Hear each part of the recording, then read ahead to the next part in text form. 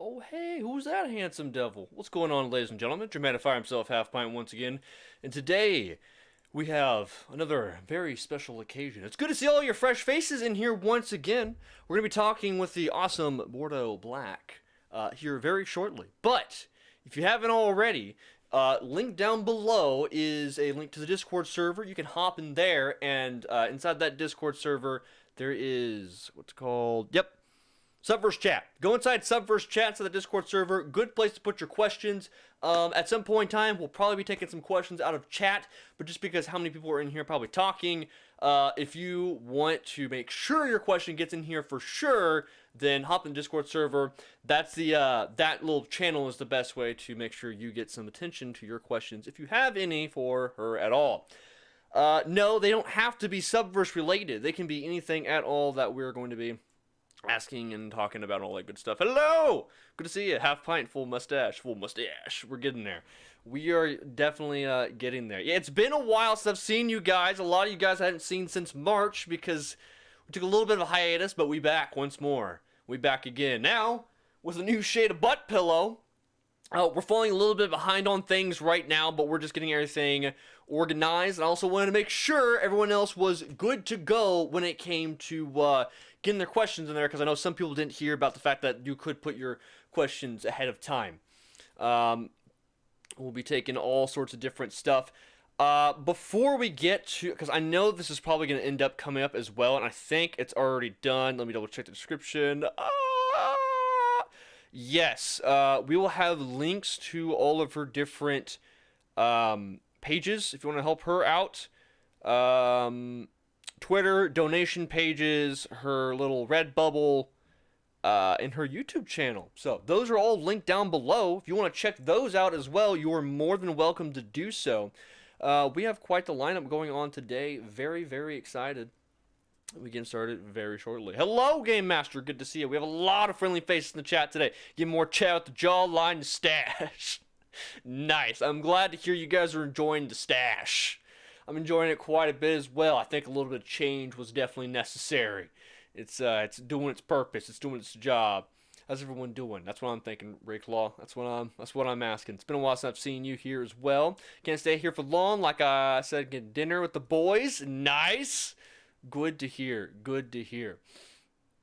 Now, I'm going to be real with you guys. I don't think we're going to have any Subverse tidbits in here specifically. That's not really the purpose of this interview. It's not to get, like, behind-the-scenes Subverse sort of stuff.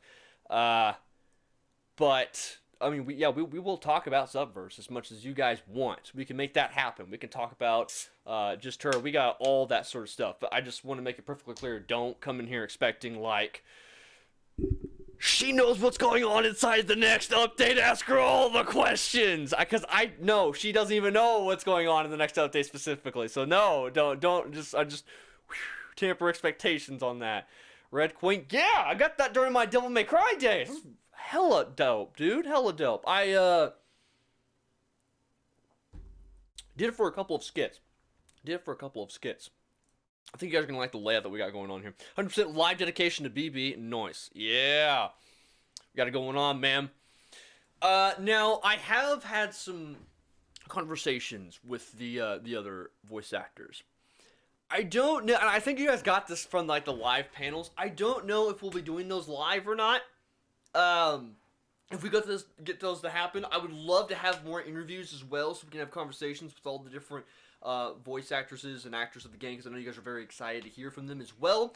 I'm going to see what I can do on that front, but I can't make any promises on making those live as much as I want to do that, because it's more of a comfort thing. If they don't feel comfortable doing it live, I don't want to pressure them into that. And also, we're not trying to make any of them slip up on details, but needless to say, I'm going to try to see if I can get more interviews with more of the Subverse team. But, excited to have BB here in the chat today. She's, we go way back. We go way back. No. Possible cards against humanity with them. That'd be fun. I heard about that. That got pointed out recently. Pin the server link. I could do that. Let me get that real quick. Is it not in the description as well? Oh, oh, oh, oh, oh. nope, there it is. Okay. Boom. Good as gold. There's another link to the Discord server in case you want to hop in there. Vincent, good to see you, man.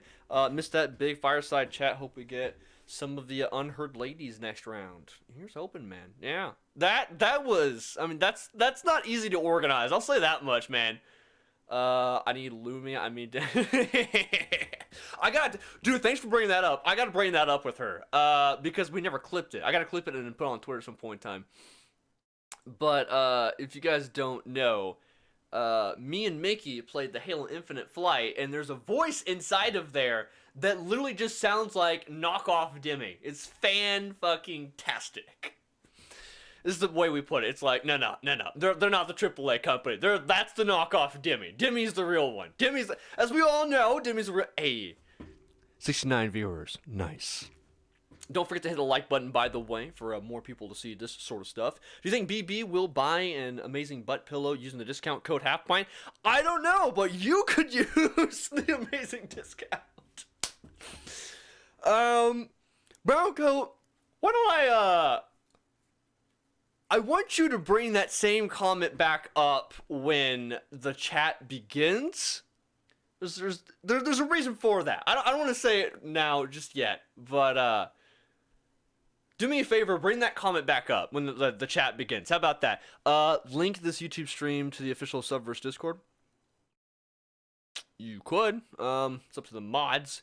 You seriously look like you joined the state troopers and about to fight alongside Chuck Norris. Dude, I was at my job and some dude legit thought, he said, if you were in uniform, I thought you'd be a cop. I'm like, you think me a cop? Like, my skinny ass is like, yeah. I'm like, is it the sash? He said it was my stature. I'm like, okay, I guess. I don't know. So I guess I'll take that as a compliment. Too bad I'm stealing this comment. Oof. It's over. You just look like you just joined this. I already read that one. Lol, one dislike already. Who is an naughty boy? It'd be like that, man. Awesome. Where do I show? Right here. Alright, guys. We're getting everything set up. I'm gonna have her on mute real quick for reasons.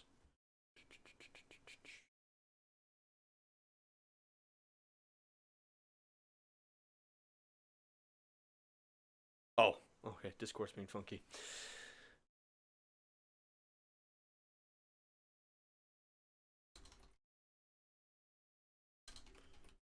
A little less professional than last time, but that's fine. We're getting everything set up and good to go.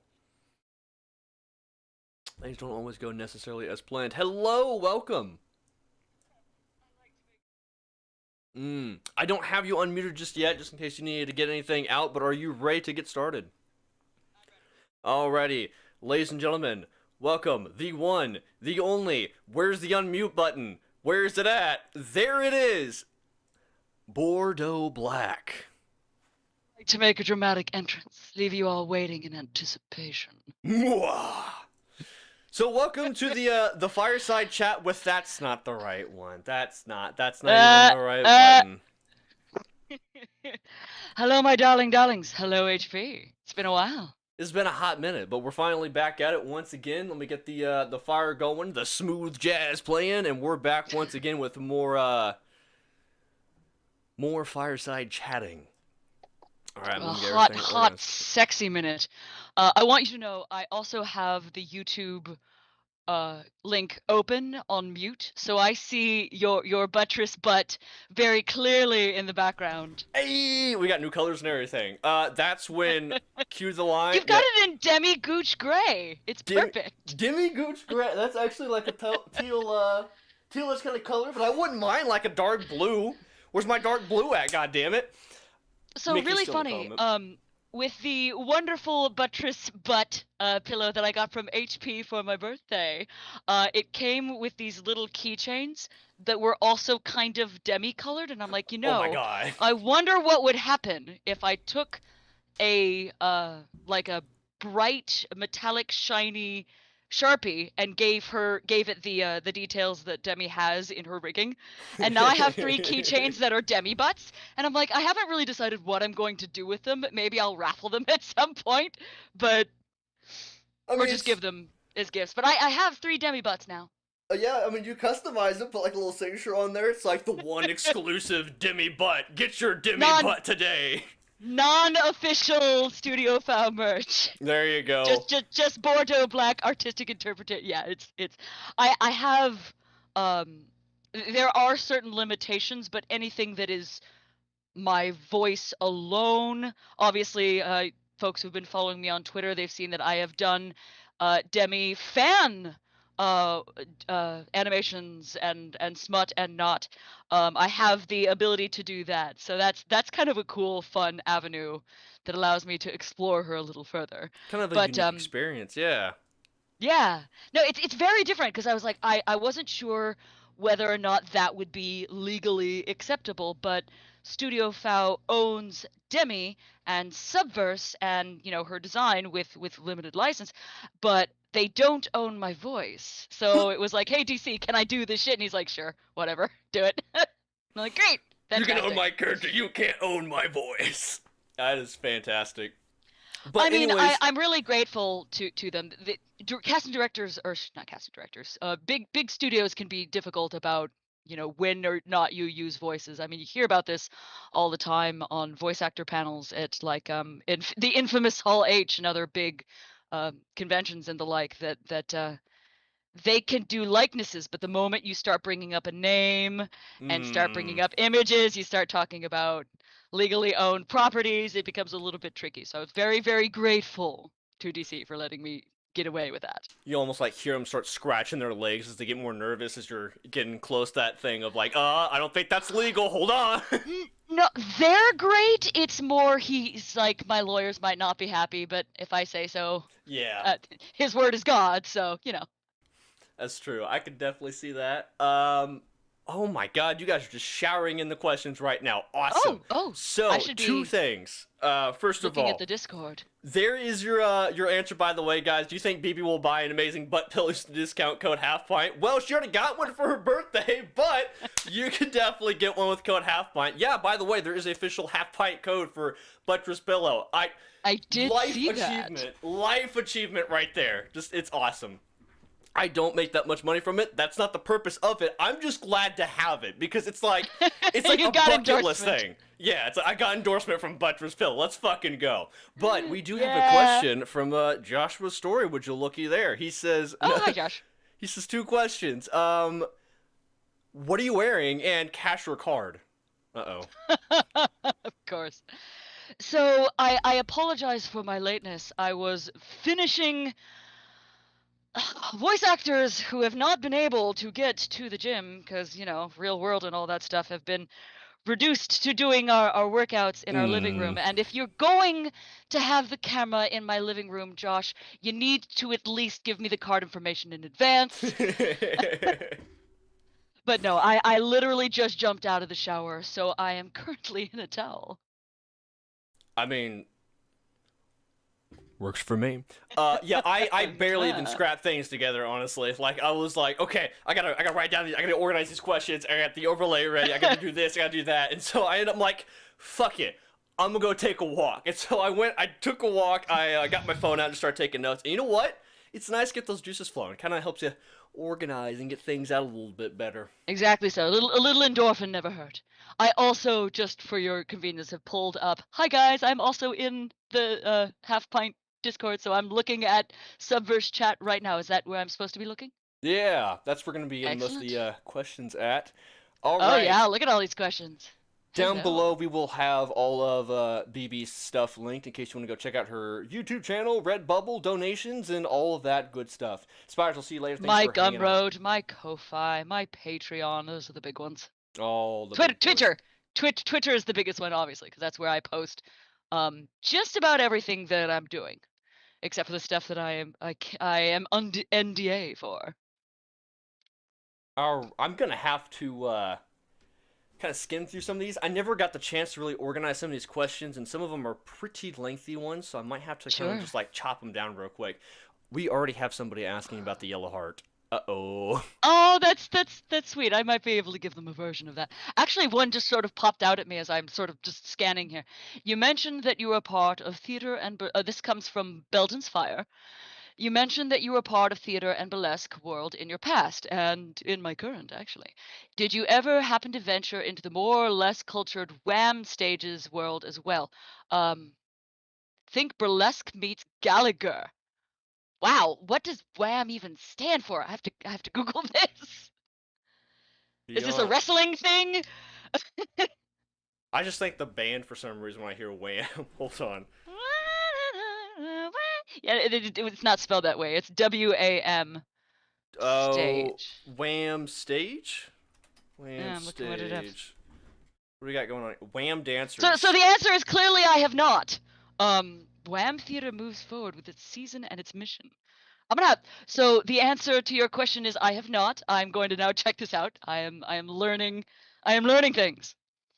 Most of my burlesque stuff is in the horror and burlesque kind of sector, but I've also done a whole lot of emceeing and hosting and that kind of thing. So I have not. I don't know what this thing is, but I'm gonna find out. All right. More you know. Wait, what? Thoughts on potential name change for McCree in Overwatch? I didn't know that was a thing. Whoa, what?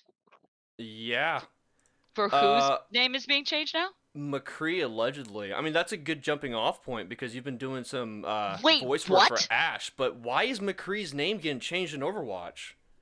Oh, dude, is this a Overwatch 2 thing that I'm just not up on? Or because I think they had a guy named Jesse McCree that was actually working for Blizzard as well, and I think he just stepped down.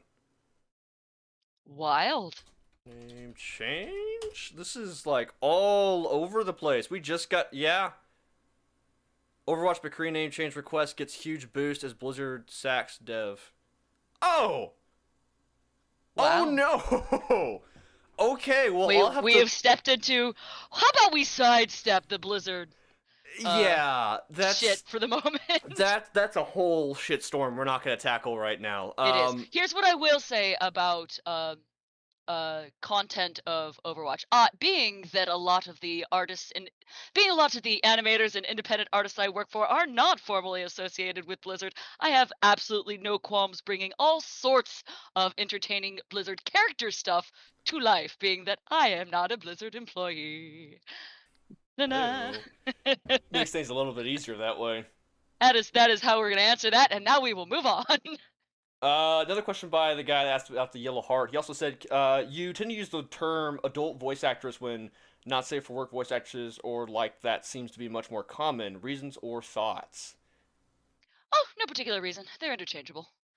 The only reason I sort of default to not using the word and not safe for work is because that is a flag on certain pay sites and other certain places where the TOS is questionable. So I just sort of de facto to not using it because it tends to be safer for voice actresses who want to get paid. But there's no technical or no personal reason. They're interchangeable. Totally respect that. Not want to use popular term because sometimes it get flagged down that way. For sure. If you put the well, actually, you know what? I'm not going to say that. Um, that I was about to say one of the things that you can do to really harm and fuck up VAs, and I'm sure none of you here would want to do that. This is going on YouTube later, and I don't want to give people more ammunition to fuck with us, so we're not going to do that. There's a lot of Um, people in here. There's 99 handshakes and one slap to the face. Let's not risk the one slap to the face. exactly so. Um, but the yellow heart, so the yellow heart is, I think that kind of question is, I think what we're really here for is the deeper dive into Bordeaux Black personally. Also, What I please wanted you to give a tell? quick little shout out to a couple of names that I recognize. Bushido Blasta, who was not able to remain for very much longer. I have to give him some love. What the fuck is up, my dude? I also see Thoth. Hello Thoth. Good to see you. You derailed another chat. Good job, baby. But the yellow heart. Getting back to the questions de personnel. So I gave HP personally the real full answer not too long ago. But the short answer is it's half the fact that my heart is made up of champagne bubbles, and half being very attached to um the sort of hooker with a heart of gold stereotype. With I'm obviously a voice actor, not a professional services, but I do work in the adult film adult. Whoa, no, I do not. I work in the adult entertainment sector, and I'm very strongly aligned with environmentalist causes. I do a lot of charity work. I do a lot of planetary cleanup. I do a lot of that sort of thing.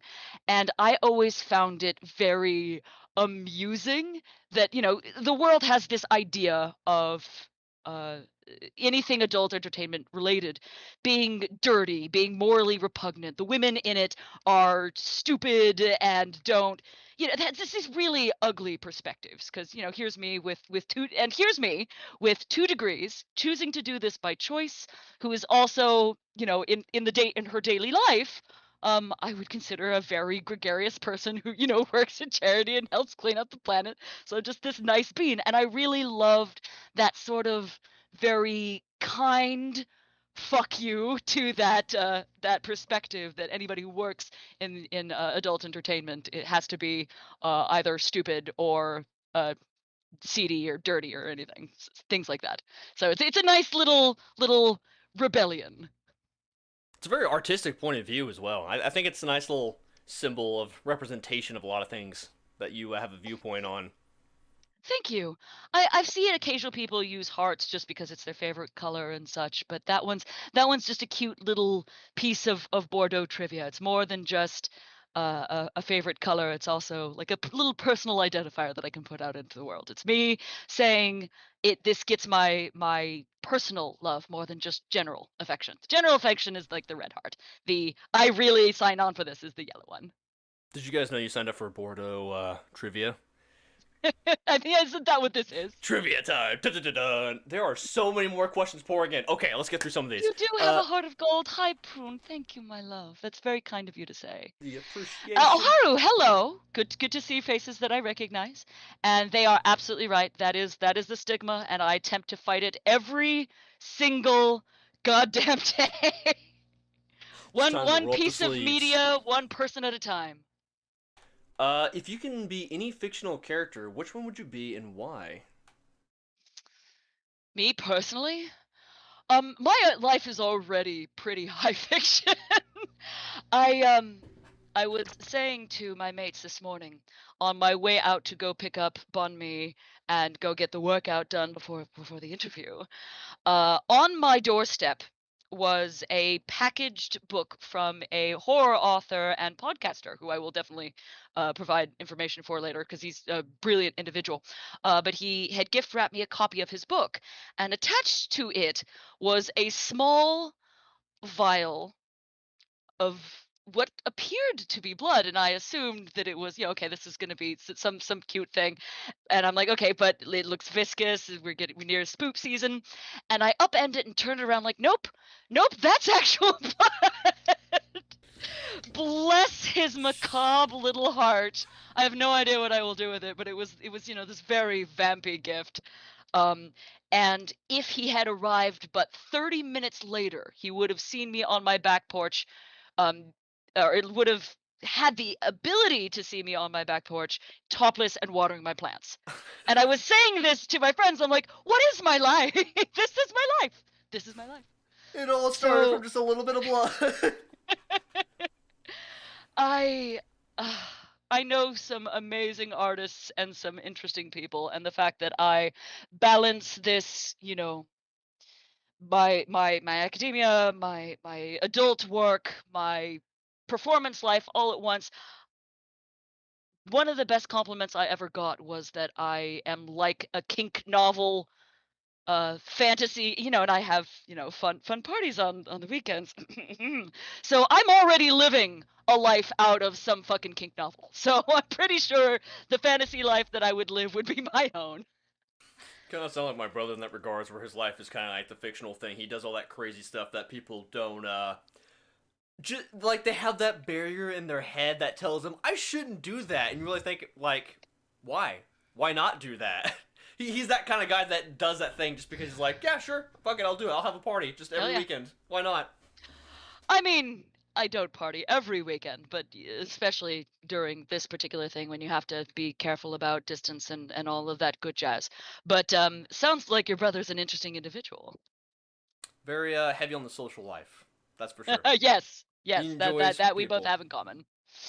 I enjoy people. I thankfully have gotten my dose of people through online things though for the time being that it's what we're limited to. It's the best way to stay in touch with people right about now. That, and when it comes to you and your brother, I'm pretty sure I already know who I'm flirting with. I'm continuing in my mission to make you blush on camera. Is it working? It's matching the shirt. How about that? Perfect. Ooh, and that's a nice dark shade of mauve too. So hey. I like the maroon. Huge maroon fan. Everyone's like, "What's your favorite color?" I'm like, "All right, let me pull up my list of different reds. We got rose, we got brick, we have maroon, we have crimson." I suppose no one would be shocked to hear that one of mine is wine red. Hey! Not a surprise! I'll talk about more wine than we did last time, that's for sure. Okay, this, by the way, is he's got a few questions, but we're just going to do the first one because that's one that a lot of people are probably asking. I think we might have answered this last time. He asked Hold on. Number one, hi Texark.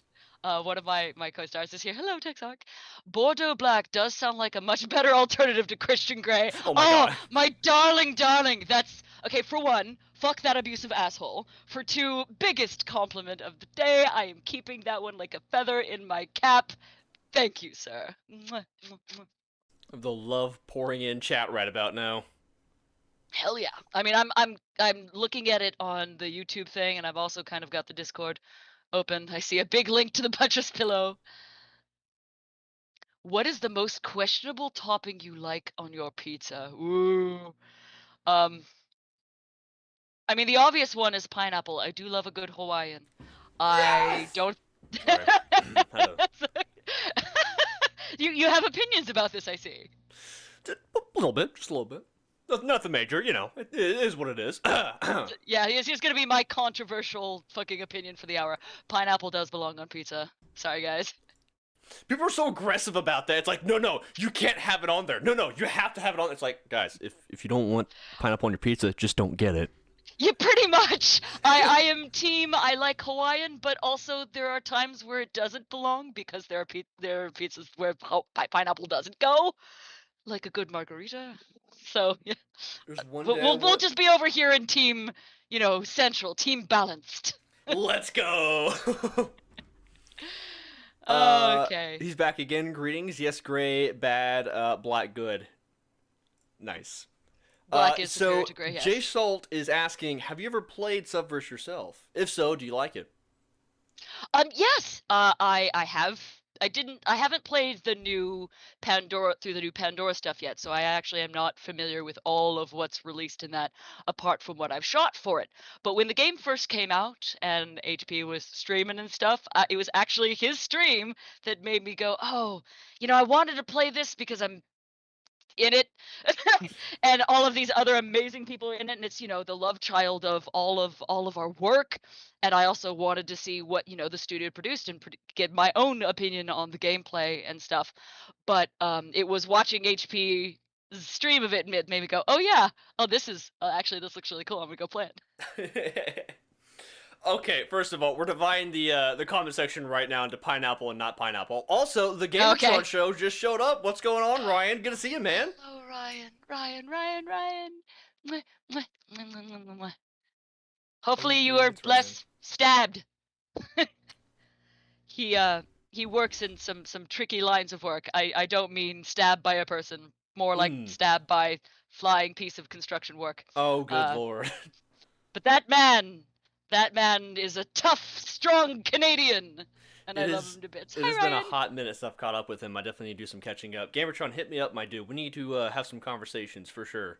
It's been a while. What happened to your friendly rivalry? Did it just stop because you guys are friends? I don't know. Like, I said that in like the first stream. I was talking about how he was my rival, making a joke about that, and then he seemed almost more offended by it than I thought. I'm like, whoa, it's okay. I meant it's like a friendly rivalry. I am sure he was not so much offended as much as his sweet, good, kind heart was like, no, I don't want to be your rival. I want to be your friend. Because that's him. He is one of the kindest humans I've ever met in my entire life ever, and like, I guys, honestly love him to bits. We're a There are small a few community. We gotta work people. together. Oh, for sure. There are a few people in this community where I certainly have work friends and people that I am friendly with.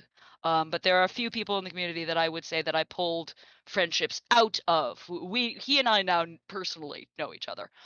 So he is one of those people who'll be like, yeah, actually, this dude is extremely bitchin'. That was awesome. There are a few people on YouTube I've gotten pretty close with, and it's nice that, I mean, even on an online connection, you can get pretty close to some people. And I've actually hung out with a guy I used to work with back in the day. We used to cover the same sort of content. And then I was going Sure. out to Michigan for some other opportunities, and he had lived up there. I'm like, you know what? Might as well go visit him, have some conversations, and we ended up doing some bar hopping, and that was an interesting night the next day. But yeah, it's interesting the people that you can meet and the opportunities you can form. Sounds like you and I need to go catch a drink sometime. Albin, we actually do have an interview with me and Gamertron. You can go check that out here on the channel. But I mean, I wouldn't mind doing another interview with the Gamertron. That's for sure. Definitely has to happen. Oh man, that would be YouTube personality does YouTube personality. It would be very meta. It was pretty hectic the last time we did. That's for sure. We were organizing some of the craziest game ideas, and there was a lot of there were some heated debates inside of the interview. And Ryan says, "I'm stabbed often, no big deal." Yeah, of course. Whatever, baby. I'm still gonna worry about you. But I did see one really nice one that just went by. Okay, is this chat that is on the YouTube chat? Is it also the Subverse chat, or are these different things? They're different things. YouTube chat is just a live chat. That way, I mean, you can talk to them. It's all that good stuff. Just a better way of organizing the questions. Asked. Yeah, there's got to be a better way than organizing questions than just randomly scrolling and picking one. That's why I was doing the Subverse chat. I had people putting questions yesterday, and that was just the best way for me to organize questions. I was going to tackle those ones first, and then after those ones were done, any extra questions we can answer inside of YouTube chat. That way it's a little bit more organized. Gotcha. There was one that I did want to briefly just touch in because I saw it go by a second ago. I wanted to give a shout out to the person who asked it, but I can't find who it was. So whatever. The question itself was, were you selected for DEMI, or did you how did that all go? And the answer was, DEMI was offered to me. It was, hey, this is the role that we want you for, and I was like, oh my god, yes. So that is the answer to that question. I was very, very grateful to receive a proposition. I'm just reading this question or this comment by Duke right now, saying Canadians take rivalries pretty seriously, considering probably the most well-known one outside of the country has been going on for over 100 years. All right, thank you, bud. Thank you for that. Question for BB: have you ever played the main villain? Ooh. Oh yeah. So relatively recently, an indie game called Muriel Saga was just put out, and I play both the central villain and the side secret central villain actually pulling the strings. I don't know how much of a spoiler that is. But the main villain, the one that appears throughout the entire game, is named Karen. Oh god. I don't think he actually the guy who wrote the game is Brazilian. I don't think he was familiar with all of the baggage that comes along with that name. I think he just chose the name with the Karen arbitrarily. Needs. For sure. Yeah, no, she's not like that at all. She is a femme fatale super ninja. So nothing to do with the dirty blonde 42-year-old soccer mom archetype that is the internet idea of Karen. It's just what her name happened to be.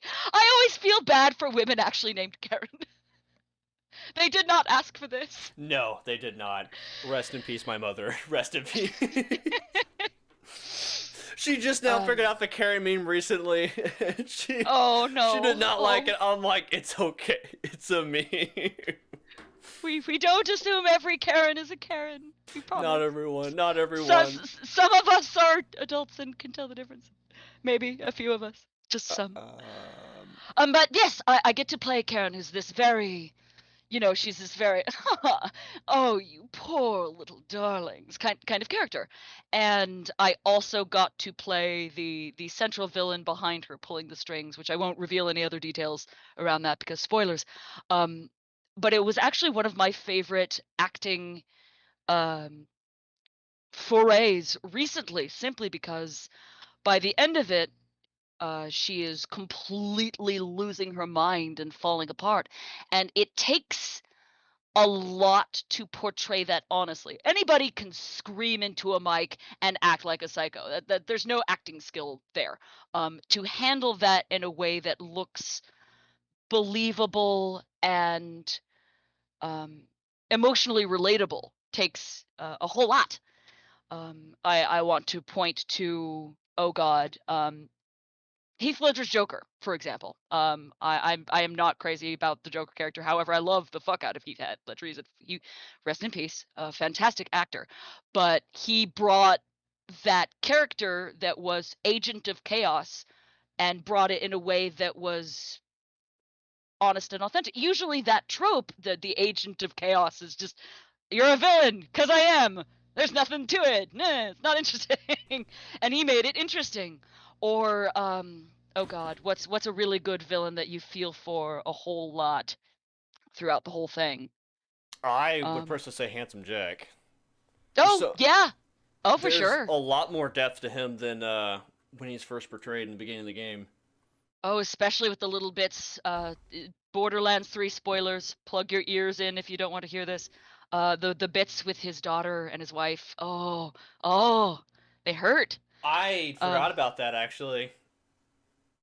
But yeah, it's just a little side quest a little optional side quest in Borderlands 3 that happens to go into that, and it is tragic. But yeah, stuff like that. So it takes a lot of acting skill to be able to portray that kind of full-on, I have lost my mind, I am, yelling at the protagonist and crying manically. And it's a whole cathartic experience. You have to put your heart and your soul and your blood into it. And I have this take. I kept it just because it was very fascinating. I finished it and was like, wow, that just happened. I have this take where I just end up actually breaking down crying because I've gotten so far into the thing. And I need like a tea and a sit down after it. Just like too much energy when putting it into that line. If you spend 2 hours questioning why you exist and hating everything about yourself and everything else, you eventually, you're just saying these words, and as much as you're portraying a character and there's got to be distance between yourself and the character that you're portraying, for me, getting far into giving an honest performance involves bringing something of yourself to the table. And if you just spend 2 hours saying I hate myself, even if you don't hate yourself at all, you're going to have to, you're going to get into the feelings of the character. So it was a completely wild ride. I completely loved it, though. It was very, very fascinating, and that was my trip and journey into getting to be a video game's central villain. All right, that was a deep take. Definitely check out that game if you guys haven't already, so that we can see the dark side of BB and what really made her finally break as a person. I mean, 90% of it is her being ultra dommy, tooling around with her with the rest of, very sociopathically, you're all my playthings kind of character. So it's very much in my wheelhouse for the rest of it. It's mostly at the end final scenes where she starts to lose her shit. Makes sense. I gotta read this entire comment. I think this is the same guy that asked about the Wham Theater. He phrases this really weird, but he says, you did some time in France. Not like jail. I meant training time in the arts. So you did this training involving time as a mime. This question is purely scientific and has nothing to do with the Derpixian whatsoever. I believe he's referring to Derpsion, the artist. Derpsion. Ha ha ha ha. Hold on. I'm pretty sure I know what this is. He's a very Yup. accomplished and well-known smut artist. Accomplished. Very, very accomplished. Very prolific. Yeah. Very prolific. Very well-known. I have not actually had the pleasure of getting to do any Derpsion stuff. However, we are currently in contact, so there might be something to look out for in the future.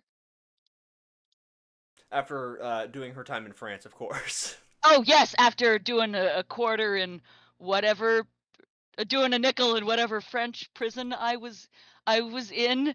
Am I doing like some Count of Monte Cristo thing here now? I don't know. I just imagine like the ball around your ankle and you're just like mining the coal. I thought he said he accused me of miming. No, the art. So did this training not involve mining, time but as a miming. Yes, miming. I got no idea what's going on with that question. I don't know. That went all over the place. I mean, I want to yes and, but it's such a confusing yes and that I'm not sure I can. There's a lot of just you guys are not helping me here. These are a lot of non-questions in the question chat. Aha! Have you seen Invincible, the animated series? Okay. No, it is on my list. I very much want to. I have not seen it yet. That one, if you like the villain complexes, that's definitely a good one. I don't want to spoil anything if you haven't seen it yet, but pretty good villain complex on that one. Second question, do you think that Demi has a music preference? I know you have an elastic taste. So is the question for me, or is the question what's Demi's taste? I guess it's Demi.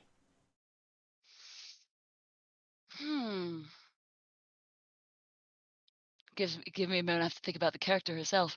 Put myself in her brain. What would she go for? I feel like Demi would be the sort of lady who would go for space jazz, but her guilty pleasure would be like 90s bubblegum pop, like Venga Boys and that kind of nonsense. I could totally see that.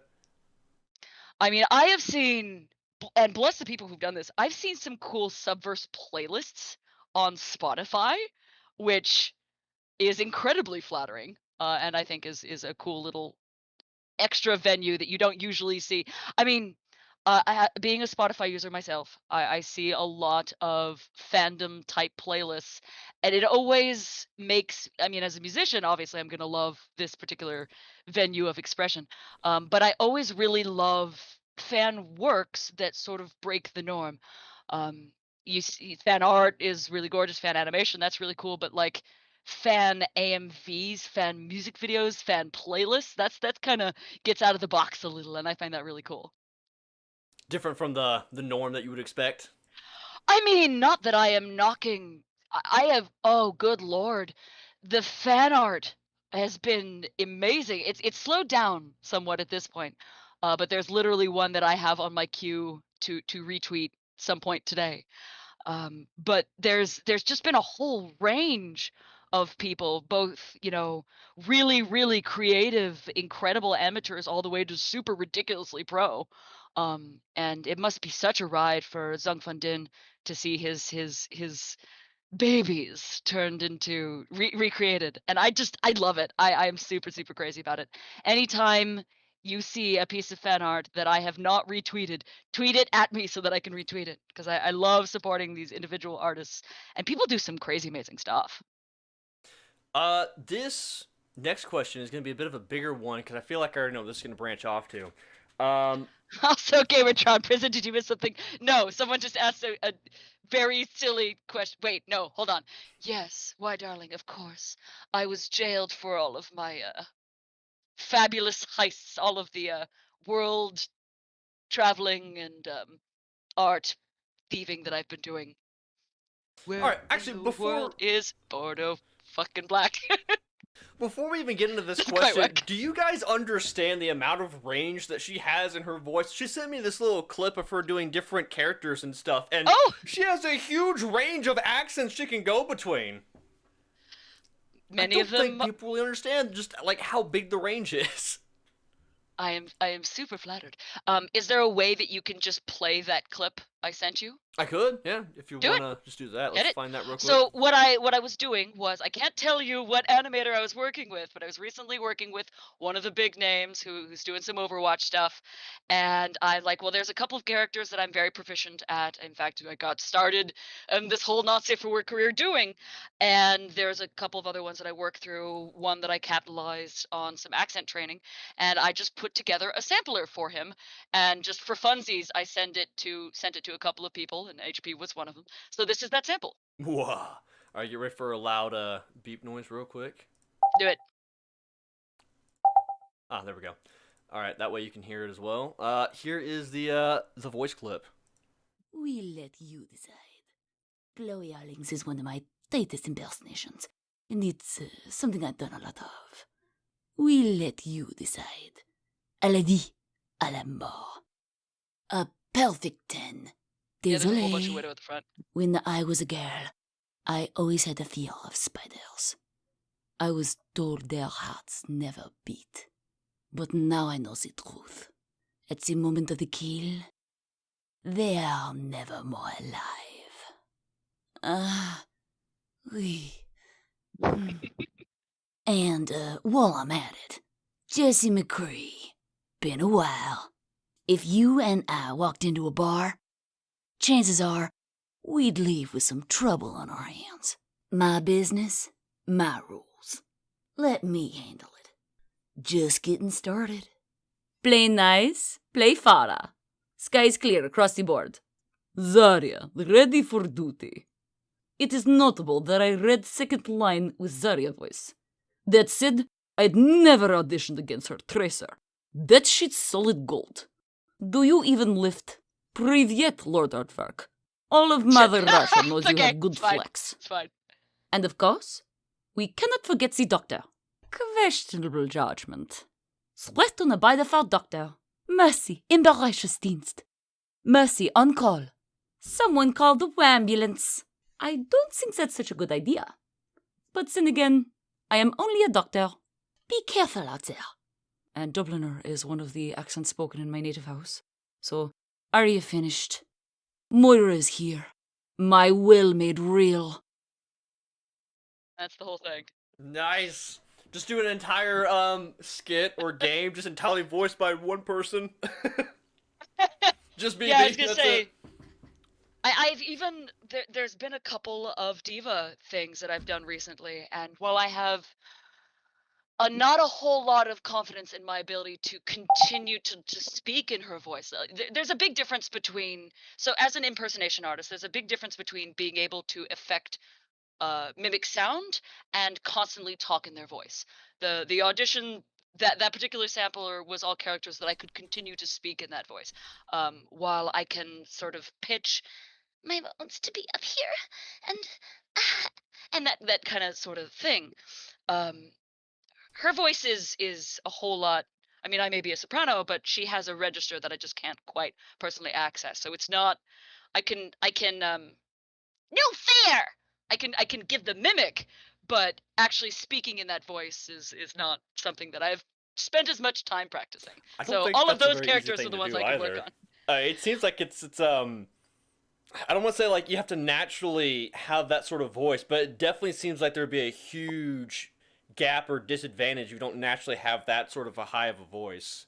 This actually ties into a question how to just ask, and it scrolled by really fast that I'm happy to answer. So there is actually a range. Depending on your overtones and other biological and practice training that you, that's the word that I was looking for. Practice things, training that you can do with your voice to increase that range and capability. There are going to be certain types of overtones that leave your voice incapable of doing certain sorts of voices, but they're often not as quite as closely tied to register as you might think. And by register, I mean literal pitch. What bars me from oh god, fuck, Diva's voice actress's name. I should know this. I can Google it, but I don't know Chat, off the help top me of my out. head. Come on, Diva. Diva voice, VA.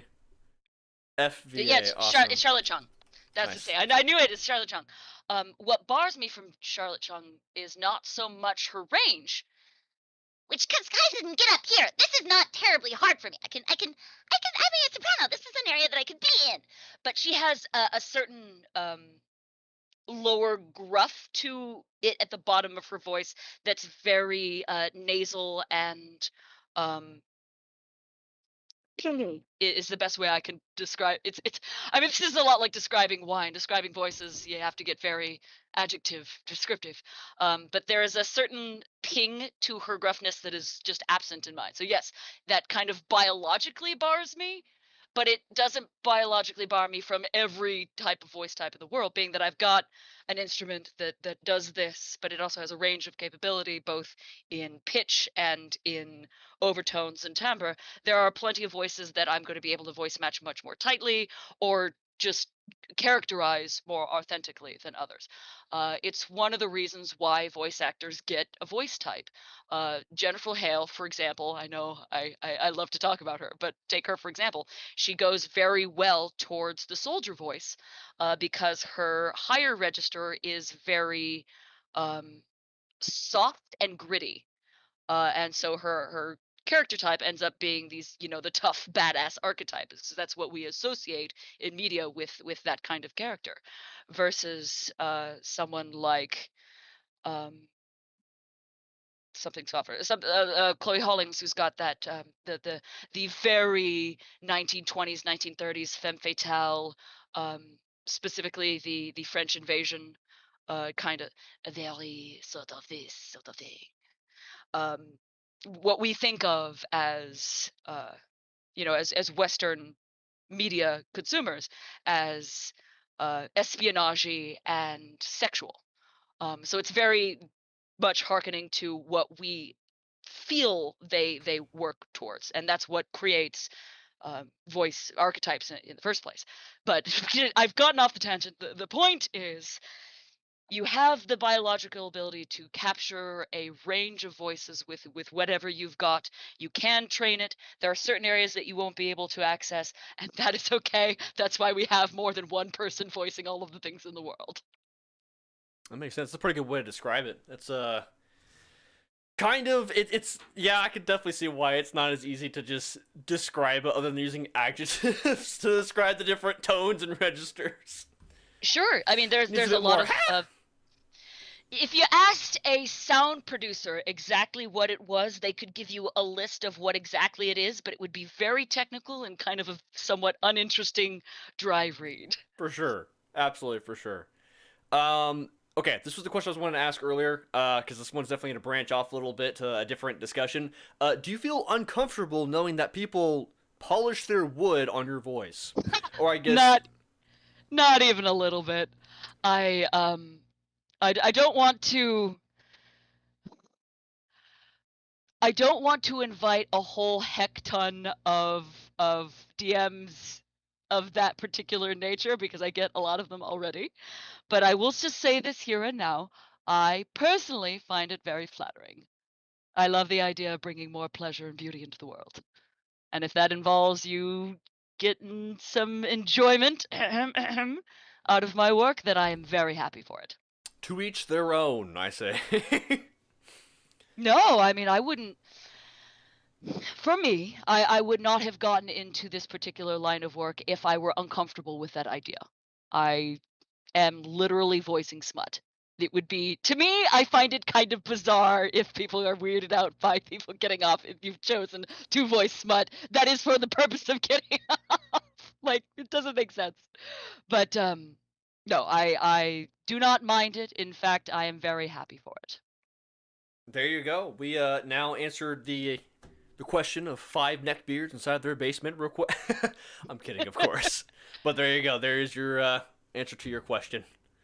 I mean, I love HP. This is something that I very much love about you and content providers like you and Gamertron and Jesse Cox and those individuals, is that you're broaching that area between nerd and adult content that shows that we're all human. sexual impulses are very, very normal. They don't need to be regaled to the neckbeard troll in his basement. Masturbation is a very important part for those who are non-asexual, very part of human life. You learn your body that way. This is a normal, totally accessible human thing. And I very much like, apart from all of Studio Fo's interesting forays into blending adult content and video game, because it's a full-ass video game with smut in it, as opposed to being a smut game. Both are valid, but they're different things. I really, really love that this community exists, because it's not just, I am lol anon in basement. These are people. Yeah, it's interesting to me that the smut sort of content is frowned upon, but it's like, what would you expect from human beings if they can't even have that sort of content at all? Like, we have been making adult yourselves? Art since the dawn of time. Literally, it's been one of the okay, this is a random fact that I love to bust out. Sorry for trampling on your little there, HP. One of my favorite things in the world is the #1 innovator for jumping onto as quickly as possible and utilizing to its maximum what's the word I'm looking for? Maximum technological capacities is porn. Porn is always the first thing to jump, and this is a cool piece of data that I will grab from Ars Technica, not Ars Technica, but Ars Technica. Porn is the porn industry, various, any kind, independent artists, film, voice actors, all of it, are the first ones to jump onto a new technology and explore whatever it can give to its maximum potential. It's literally, that's one of the things that we usually do. There was this joke in The Good Place about all innovation. Is it true innovation, or is it a sex thing? And like 90% of it was a sex thing. And that was really true. It is almost always a sex thing. But when you break down it historically speaking, not only have we been making adult art since the goddamn dawn of time, but it's been a major technological pioneer. It's why Ars Technica as a convention even exists. Or did exist pre-pandemic. I have no idea what they're doing post that, but I always I used to go to Ars Technica. I can say, being that I was one in thousands and thousands, that you probably couldn't pick me out, so don't come hunting for me there. You'll find a billion women there. But I really loved that particular convention. Ars Technica is very much about innovation and adult content. That was its whole deal. God damn it, Confused beat me to the joke. Yeah, I'm pretty sure I've seen cavemen draw some lewd stuff in the caves before, too. For sure. And of course, there's always the really interesting question of what's the difference between erotica and pornography. We've always, as a human race, we have been dividing that line and redefining that line between what is fine art and what is profane. We have a couple of donation questions that just hopped in real quick. Hey BB, I don't know if you remember me, but I wanted to start with a thank you for my question. You are fluent in many languages. Which one was the hardest for you to learn, and which is your favorite? Oh, what a lovely question. Thank you. It's easy to answer which one's the hardest right off the top, simply because I don't speak it fluently, but conversationally. Français.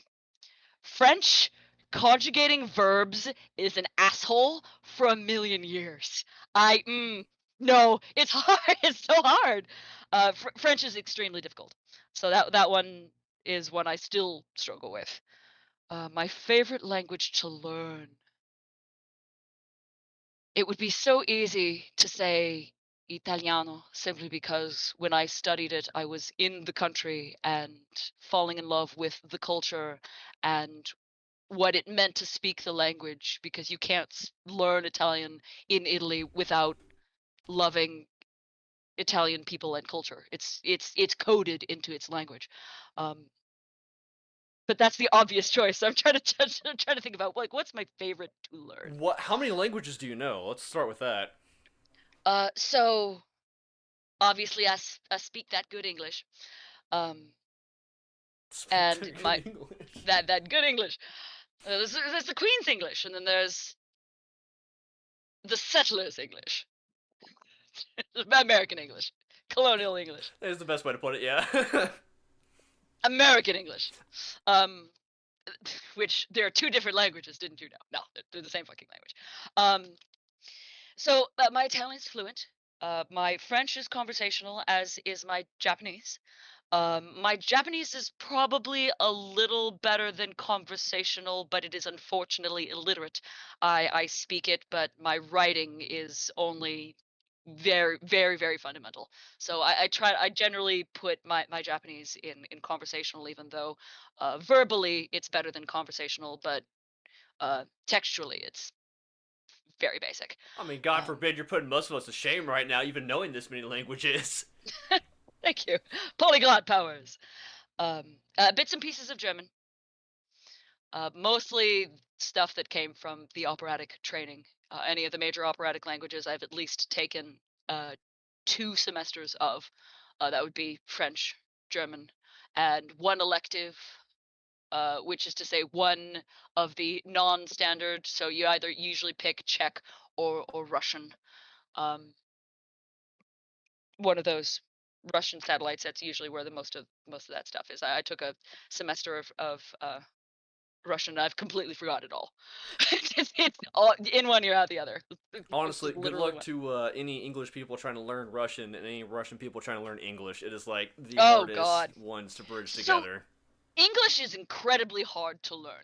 Not only are we incredibly idiomatic, but we constantly break our own grammatical rules. Yes. It is a nightmare language.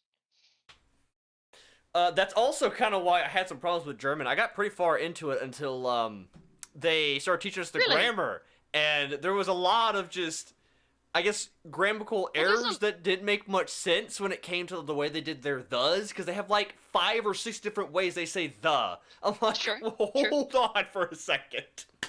They gotta just switch it up. Whereas when you first start learning like the basic words and the pluralities, it kind of makes sense. But then as you get to bigger sentences, then they start using different thes that aren't supposed to go together. And I asked my German teacher why. She's like, I don't know. It's kind of like the way in English where we have grammatical errors, but it's just the way it is. Some words are plural when they're not supposed to be. I'm like, oh, nice answer. So you just gotta memorize the errors. I don't know if you'd really want to call it an error so much as an arbitrary clause, and the fact that there are a whole lot of those that you simply just have to memorize. They're intended to be that way, but the point is it's breaking its own rules all the time. Amen to that. Pain in the ass. Ich spreche ein bisschen Deutsch, aber nicht sehr gut.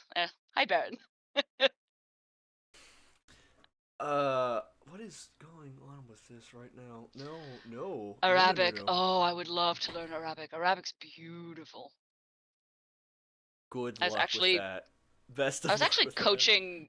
I was actually viewing a YouTuber who specifically coaches Arabic accents recently. That is my new personal pet project. There was a side commission that launched me off into that interest, and I'm sitting here studying that at the moment, because being that I do a whole lot of accent training. That is my cool new focus, is working on Arabic accents, actually. So there you go. Do you have like nothing? That's very different from actually learning the language. Do you have an overall goal of how many languages you want to learn? I already ticked off my bucket list item, which was learn at least one romance language and something that wasn't a romance language. So I've already done that. If I had the ability to sit down and have extra time to study anything that I'd never studied, I think what I'd want to learn next would be either Korean or Mandarin. Or honestly, no, you know what? Actually, maybe Arabic, just because it's so fucking pretty. I was about to say, good luck with Mandarin. That one's Oh yeah, that's tough. Mandarin's a behemoth. That's a beast. That's a beast of its own. That's for sure. And honestly, if I were really to devote time to linguistic study at this point, it would be to either strengthen my French or my German or my Japanese. I definitely need to strengthen my German. It's been years since I even touched upon it. I got like 2.5 years into German, and then I kind of dropped after I left high school. So It's an endeavor I definitely want to go back into, because when I ended up going to Germany for Gamescom, I literally lost a majority of my German when we were literally in Germany. But luckily, Yeah. a majority of them speak English there, so it made it substantially easier. Das Boot. They learn that stuff in like second grade. It's like, that's crazy. Oh, for sure. All right, back to your guys' birding questions. BB's a sweetheart. That's a good question. That's a killer question. Appreciation is real. Question for BB. Are there any characters that you'd love to voice in safe for work or non-safe for work animations? Oh, yeah. Oh, that's such a huge question. Jesus fuck. Okay, let's start with one. Non-safe for work stuff. I have not had the opportunity to work with Dives yet. I would very much love to work with him. I have worked with Aardvark, as I had previously heard a moment ago. Actually, I did something with him before that as well. What did I do? I did his no, I did a femshep for him. There's that budget Jennifer Hale. Let's see, who else would I really? I would love to eventually dub something Calm, an amazing artist who doesn't particularly do animations. He just does still art. But I would love to do a comic dub of his. Just because I'm such a big fan of his very excessive art form. It's very luxurious and wet is really the word I'm looking for. It's very gushy. I love his artistic style. It's very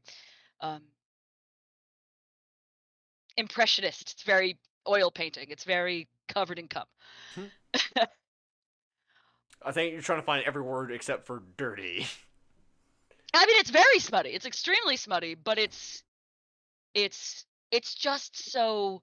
I mean, I honestly, it's crazy the things you can do with digital Illustrator these days because they look like oil paintings. It's incredibly smutty, but they are very lush. That's the word I'm looking for. They're very lush in their portraiture. You gotta appreciate the different artistic tastes you can do when it comes to smut. It's almost like it's advancing technology, guys. And artistry and the whole thing. Also, forgot a second donation. Sorry about the Metal Gear Solid sound, guys. Yeah, he's pointing that out. Dirty Pool. It's not supposed to be that sound. OBS is just being weird right now. But the second donation was, if you weren't getting monetization at the beginning, we're definitely not getting it now. I feel you there. Question for BB. What's your favorite role you've voiced/performed throughout your career?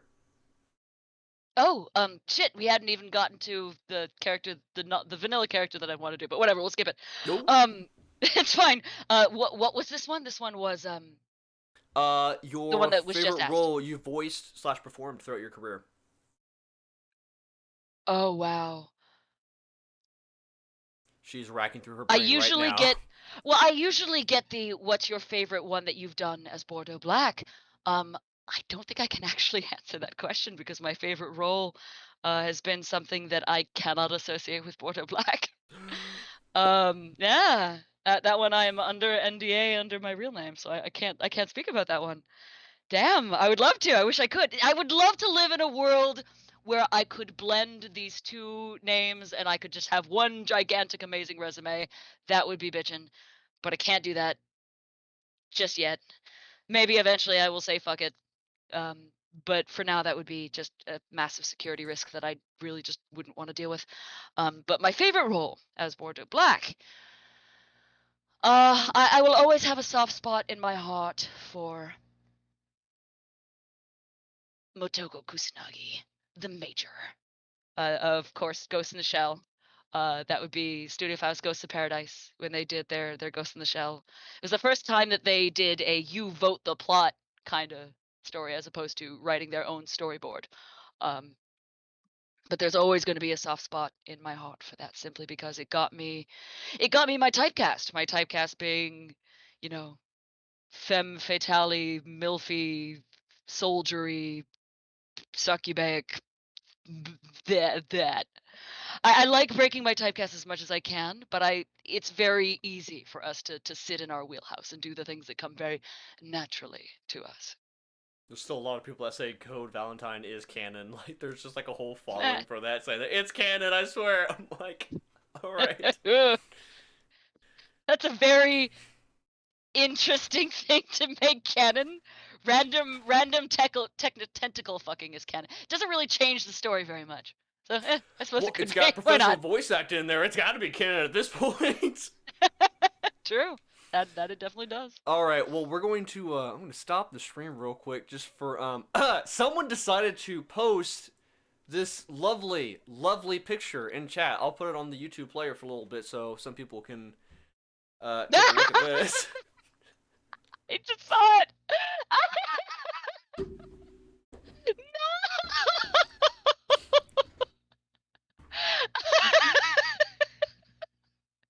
Good job, Nate. I am saving that so hard. The worst part is I'll occasionally go into like the Subverse server and go to like their general chat, talk with them, interact, see what's going on. They on the daily will post random cursed images, stuff like this. I'm like, guys, come on. I assume we're talking about the Nick Cage. Fucking Demi. just Jesus Christ. Oh my god. Whoever is responsible for this has made me laugh. Good job. He is no longer one of my favorite actors just because this picture right here, it's ruined it for me. It's over. Oh, weird. That's a Demi Trescu. Interesting. That's funny. It's a half Demi, half Lady Dimitrescu. But Ooh. yeah, the Demi Cage. Oh man, I'm using that for something. that's Someone really good. earlier, I think it was in the YouTube comment section, asked if you actually have done some voicing for Lady D. I have. Are we still live? Mm-hmm. Okay, good. Oh, you I didn't said you were stop the gonna pause. stream. No, I was Okay, showing good. people the picture. Good. You need to show them a much more blown up version of that, because that's just like a tiny little Let me icon. Hold on, I can probably. PB Cage.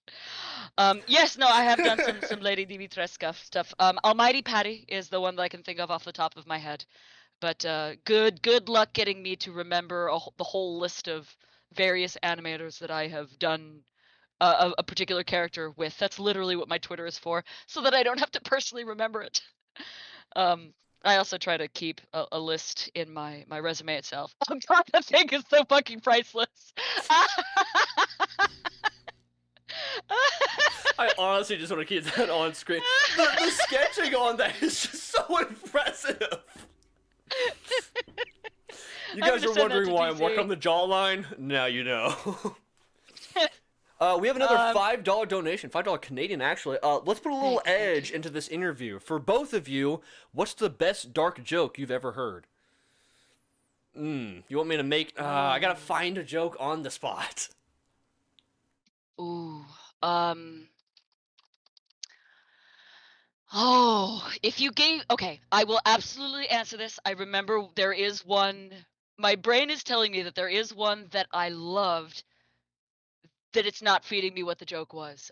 I will think about it. Oh yeah, I've seen the Demi Optimus Prime. That one's the Demtimus Prime. I'm trying to remember it. But buy some time. Tell them yours. Buy some time. We have another question from TAC Pro in the meantime. Halfpint BB, what is your favorite method of eating ice cream? Licking or sucking? Cone versus straw? Cone. All the way. Yeah, cone. Who the fuck drinks ice cream like a soup?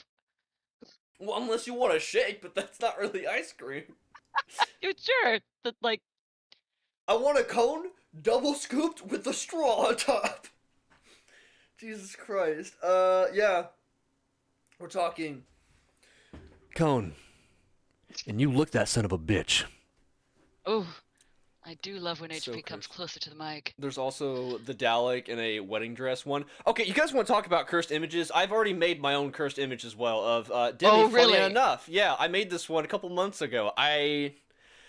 This was in March when I was doing a lot of videos and streams back to back, so I was making like a crazy amount of thumbnails, and one day I was super tired, way too tired, and this one should not have been made. Let's see. I'm on a slight delay, so you'll pull it up and they'll get to see it probably before I get to see it. So here's image one. Here is just the character himself. Boo. I'll just wait for that to show up on stream for you. And then where is the official Where did one? you put it? Did you put it in the Subverse chat? Oh no, I just put it on stream. It'll pop up in the YouTube video Gotcha. very shortly. You'll be able to see it. I'm looking for the second image while that one is slowly put on people's screens around the world. There it is. Okay, good. That's super cursed. It's bad. Yeah, it's bad. And then there's the actual thumbnail itself. I don't remember what that was for because it just says announcement on it. Your brain. Yeah. I'm like, I don't know. I wonder if Dalek's face can go on Demi's body. And then it went on, and now it won't come off. As it probably should. So there you go. If you guys have any more cursed images of Subverse characters, please, actually, I don't know if I want to ask for that. You know what? Just you know what to do. You'll find out. The one that I'm trying to remember involves something about when you see the names of lovers engraved on a tree, you don't know how you could find it cute or romantic because they brought a knife with them on a date. But there is one that I remembered. It's not the one that I'm thinking of, but how do you spot a blind man on a nude beach? It's not hard. Mm. Yeah, that's more bad than dark. I mean, we got a worse one from Gamertron. He says, what did he say? The best dark joke I know is when I turn off the lights and my friend says I can't see. Oh. It's a pretty dark joke. What do you call a cheap circumcision? What would you call that? A ripoff. Okay, alright. Ooh. We're getting into puns now. Welcome, if you guys... That's not a pun, that's just a bad joke. If you guys come to the Halfpint channel for cringy jokes, puns, everything else in between, you're in the right spot. Did you hear about the man who got turned into a giant penis? He was a real dick about it. Okay. I should have seen that. Yeah, I was gonna say these are more bad than dark. But are you these just are like just the random ones that come to my brain? Are you just pulling this? Oh, I thought you were like on a list right now, just like going through these right now. No, I asked you to give me a minute so that I could think of a couple of the ones that I know, but most of the ones that I know are more ridiculous than dark. But I can't remember a lot of that stuff. Like that's probably why I'm not a stand-up comedian. I'm bad at remembering I'm jokes. sitting here trying to remember the one that I really, really, really, really love. That I remember that was both macabre and sinister, and I just love the crap out of it, and I'm not remembering it. So I will have to post that on my Twitter. No, you know what? I'm gonna post that in Subverse chat later. I wouldn't post that on my Twitter. I'll post that here for you guys. I don't know why it's.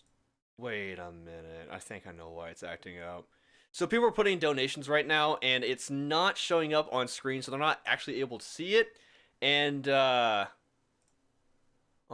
top of that, it's not even playing the right sound. It's playing a weird Metal Gear Solid sound.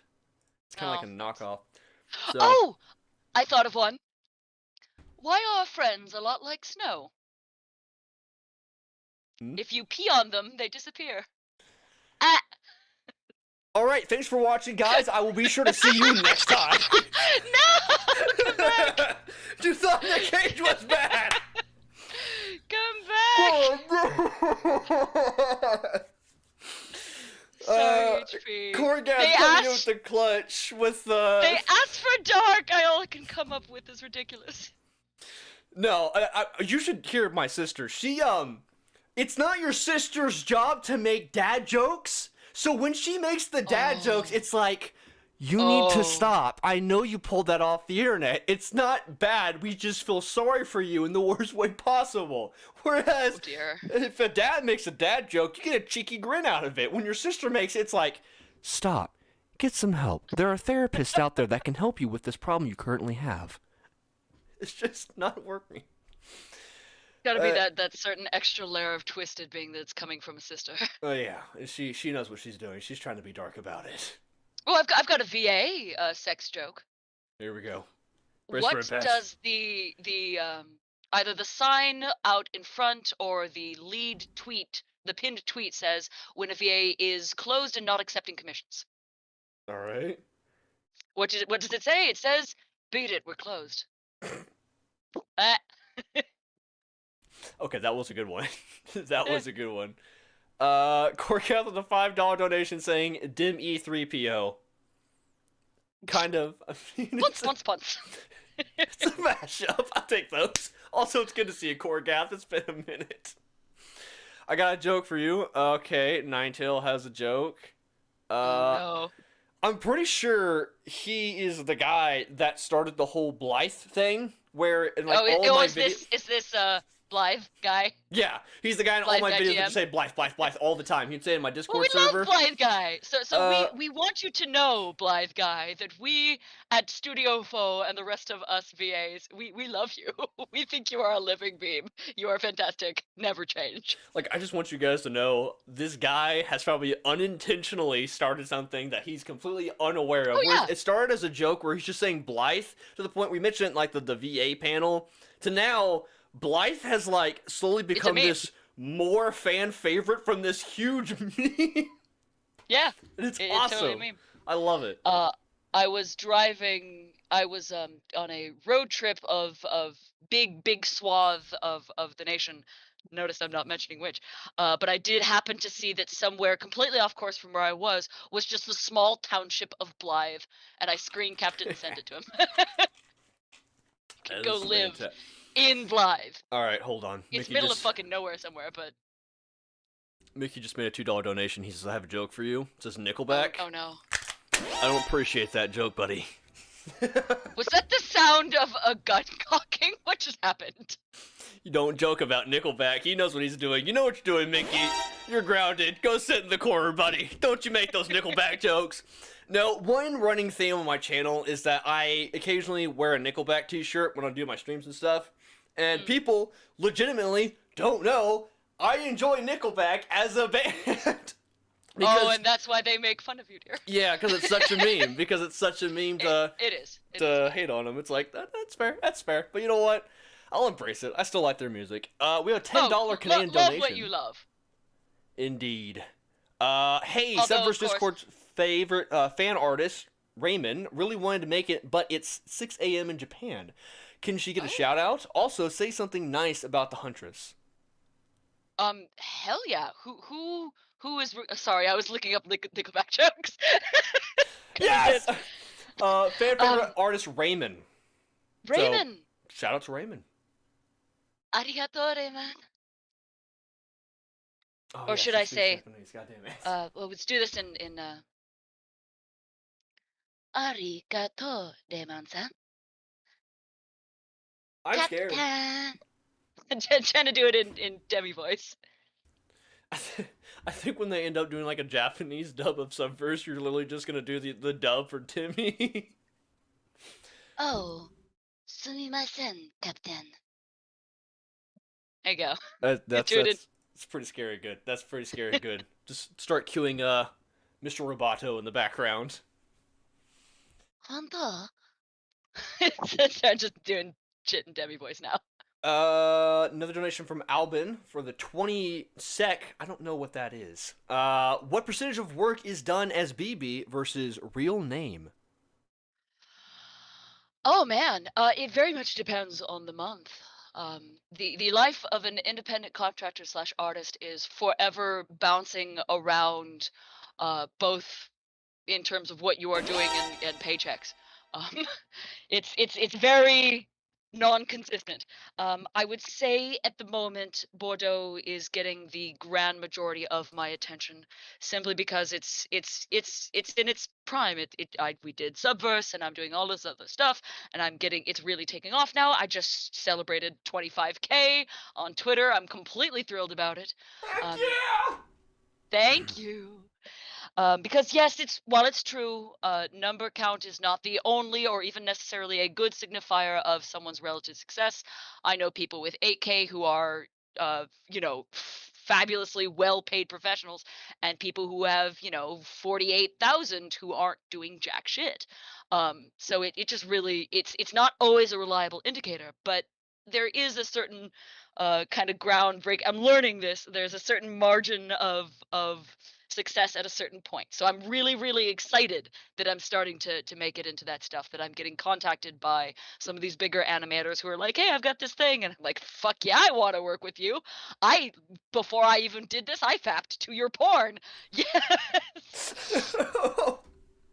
So I'm really, really, really pleased about the level of success that I've had so far, and I wanted to keep plugging at it because it's something I'm very passionate about. So Bordeaux Black is getting the focus these days. Trying to imagine going up to somebody, oh my god, hello, I fab to you. Depending on how they approached the topic and how they said it, I would be, the answer would either be horribly amused and very flattered in a range to, why are you being extremely inappropriate? It would just depend on how it was handled. But for sure. I mean, I can't exactly confirm in real life that me personally, my beep name is Bordeaux Black. So if someone said you sounded a whole lot like Bordeaux Black, I'd say, oh, thank you. Who is that? Who's that?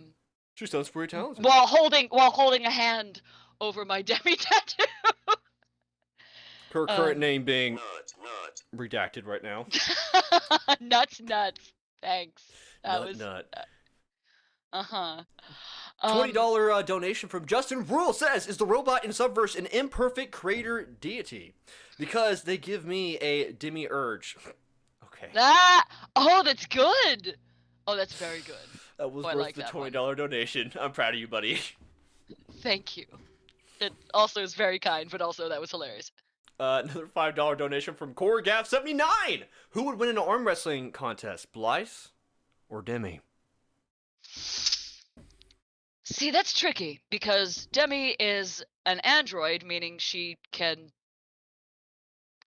push and lift all sorts of things that out of the realm of human capability. But Blythe is just that much of a fucking Muscovite badass. I almost can't answer that question without giving away Demi spoilers. Well, I'm just gonna show this image on screen to as opposed to Demi Cage, right? That's going on right now. Well, I mean that works too, but like, there's an image from the art book that shows Demi has some crazy fucking arms. I'm gonna let that speak for itself and let you know who the winner of arm wrestling might be. Oh, who is this artist? I've seen their stuff. They're incredible. They do all this cyberpunky, beautiful, pretty stuff with color. Who is this artist? I don't love know. them. It's in the official art book though of the game. Oh yeah. Let me see if I can find the file. Also, a little shout out to another person who I saw. Oh no! What are you not showing on stream? I opened up the art book and it put it on the wrong screen, and it's very, very not safe for work. YouTube would be like, grounded permanently. Well, while you look for that, I'm going to give a little shout out to my editor who just showed up in the stream. Actually, he might have showed up earlier, but I didn't know if he was there. That would be Henry. Hello, Henry. So funny story. His last name online, Henry Black, has nothing to do with the fact that I've been Bordeaux Black, and the fact that we are now a team of content producers. It's still a grand majority me, but I have him. He's on my payroll. Let's make it clear. He stole from me. No. I mean, he is a fantastic artist to his own right. In fact, he does a whole lot of really amazing metal. He's a fantastic musician. But being that he had the relevant skills some time back, and I lost my previous editor simply because they were having their own success as a VA and wanted to pursue more of their own projects. I'm like, hey, how would you do with, say, this project? And he took it and he got serious hardcore about studying it. It should also be mentioned that he's also a Studio FAO employee. He's I don't know if he's the head of the Discord mod team, but he's one of them, or the main one. I'm not sure if he's the main one, but I know I realize I should know this. At one point I thought he was the main one, but then I think he's not. A point is, I know he's on the Discord mod team, so he is a official Studio FAO employee. I'm outing you, baby. Hi. He's gonna give you shit for it later. I can already hear it. All of this is already information that at least the Studio FAO Discord knows, because he's on there as Henry Black. I can't find the official person that made that artwork, but apparently Jenna Galore and Pixie Willow helped with additional font designs when it came to the art book, so that's nice. They're doing extra work in there. Yeah, no, one of the unsung talents that Pixie has that you occasionally get to see is she does a whole lot of graphic design work. I dig it, but it's just not what you tend to think about what she's done. All of us do all of this other side stuff. Eventually, Henry and I are going, and one other crazy amazing individual are going to produce some fucking metal. It's gonna happen. I swear to God. And I, do a whole lot of video editing on the side, as well as my biggest focus right now, when I ever get time to myself, which is fucking never, is doing script writing. Um, more projects of that particular variety, where all of us do a whole bunch of different things. The yeah, I Oh, we feel have the answer. It is Jong Haley. That's the artist. nice. Chat comes in clutch again. Yeah. I kind of feel sorry for Pixie Willow. There's a couple times. So after the voice actor panel that we had, I got a message from her Twitter. She's like, "Whoa, whoa, you didn't ask me if I went on there." I'm like, "Oh shit." But I tried to get a hold of her for we've been trying back and forth trying to get some one-on-one interviews, but she's a pretty busy person, so She is. I'm trying to see if we can have something happen, but we'll see, guys. We will definitely see. I'm definitely excited to see if we can get an opportunity with her. If she shows up, I'll absolutely have to come do a little bit of trolling. Do a little troll in the chat. Well, she is the queen troll. She is the mistress of the peanut gallery. I actually really dig her zany sense of humor, but it is completely off the wall. And yes, Damien Kudlik, it will probably end up being the what I pitched to Henry and to other bandmates was, I do a whole lot of, in my musician career as a real person, I do a whole lot in the romantic era type of stuff, and of course black metal kind of got off into symphonic at one point. So I was very much a like, guys, you know what we could do? I could bring all of my love of classical and romantic era stuff, and we could make some fucking vampire metal. And Henry was like, yes, we're going to do that. So yes, it will probably be very, very, very much black metal without all of the, how do I put this nicely? Bullshit that most black metal fans tend to all of the baggage that they tend to come along with. We won't come along with that. We'll just stick with the sexy babes in bathing in blood, and the satanic nonsense, and the very macabre themes, and none of the white power nonsense, none of the complete hate for other metal genres. We'll just skip all that. Just gloss over. Just gloss over. Just because you're doing black doesn't mean you have to do that stuff. It unfortunately has earned a reputation for itself, with some of those tropes. As much as I love a whole lot of black metal, there's a lot of black metal bands that are not great people. So that's okay. Yeah. We can be macabre and satanic as fuck and still be, when you actually meet us, we'll be like, hi, hey, how you doing, babe? I mean, there's sometimes you definitely have to appreciate the art, but not the artist. And I have a couple of those examples when True. it comes to the music industry, hands down. Tis a thing. But to the fun upside of what we're getting to do, eventually, I mean, I know he worked it over for a bit. There was a bit of a pause on it, but I think we're now going to get back into it. I recently sent him he got very diligent about it. I sent him a piece of Haydn work that I was particularly enamored with. It was, in fact, a section of a very well known and played Haydn piece that doesn't actually get played very often, but the section of it was featured in an Interview with a Vampire, and I worked over it and was like, you know what we could do with this? I could play it on fucking organ and sing it with these very Wagnerian operatic vocals, and you could put a fucking gritty, dirty guitar underneath it. And he fell massively in love with it, and that birthed the project.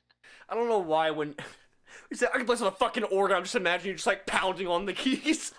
I made Interview with a Vampire memes. I literally made Interview with a Vampire memes at the time because I have that fucking Lestat meme of where he's thinking. It's one of those images that's used for memes a lot. So I grabbed it and made my own, and the one that I made was me thinking that I could be so extra, it would be horribly just out of the world extra if I took the Genzinger Sonata and played it on with a fucking pipe organ, and then my face when I realized I wanted to do it anyway.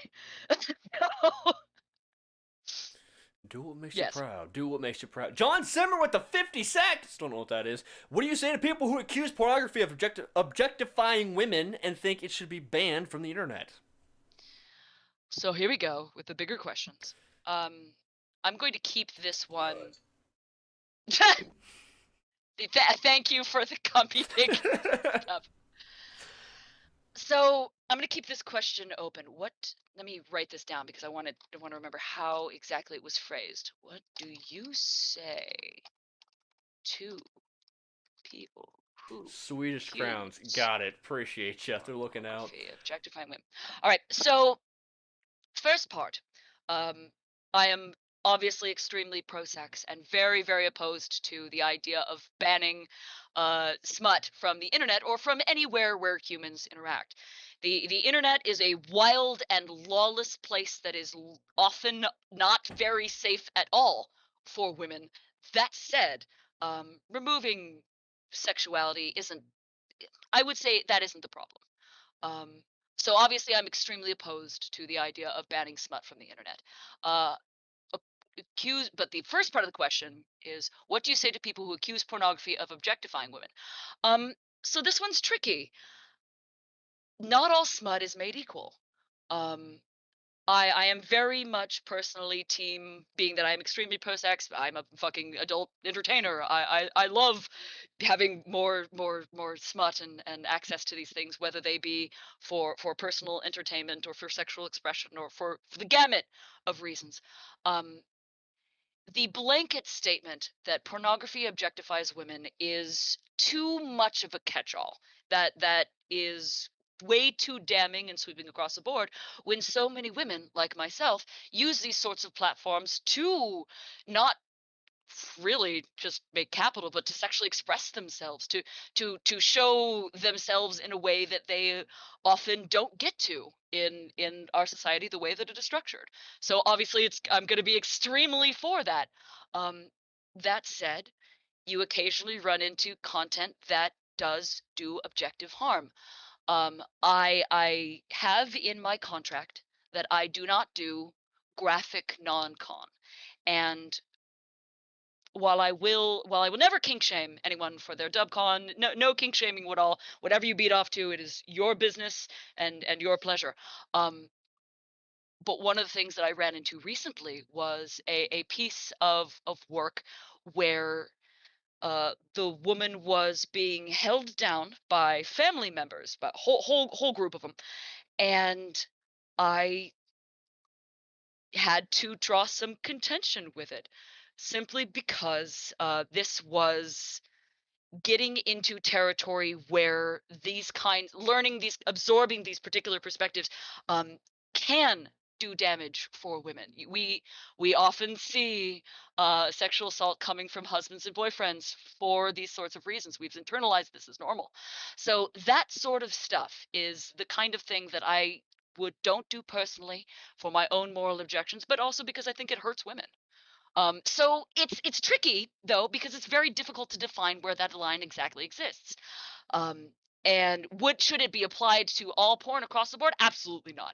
Does doing adult entertainment debase women? Fuck no. That's a puritanical view that belongs in the last century. Is there some stuff that reflects our society that harms women? Yes. And that kind of stuff is the stuff that I don't do. So that I really thank you for asking that question. It is a great question to ask. It is a very, very tricky topic because there's not a very clean. I think I just gave the best concise answer that I could in that last little soundbite there, because it's not something that I would ever blanket want to censor. We shouldn't censor it, but we should be mindful with it. Yeah, and I figured that was definitely one of the bigger questions we're going to get to at some point in time. What I was thinking about when we had one of those questions earlier, but it's a little tricky when you get into the world of smut and it's a tricky world. There's a lot of nuance that doesn't get that doesn't have a lot of media written about it aside from the extremely pro it and extremely damning. There's only a few writers who are really sitting in that sort of academic middle ground, being like, okay, well, let's break down what this means. We exist. The internet is a wild, lawless place where we can communicate with each other. There's a lot of good, but there's also a little negative, lot of bad here, and let's break down the pieces. There's not a lot of those, very intelligent voices. There are a lot of people saying you can't take anything away from me forever, and including really, really awful stuff. And there are voices on the other side saying ban everything, and they're also pretty shitty. And it's just a tricky issue. There's a lot of nuance, and it very much depends on what we're talking about. Absolutely.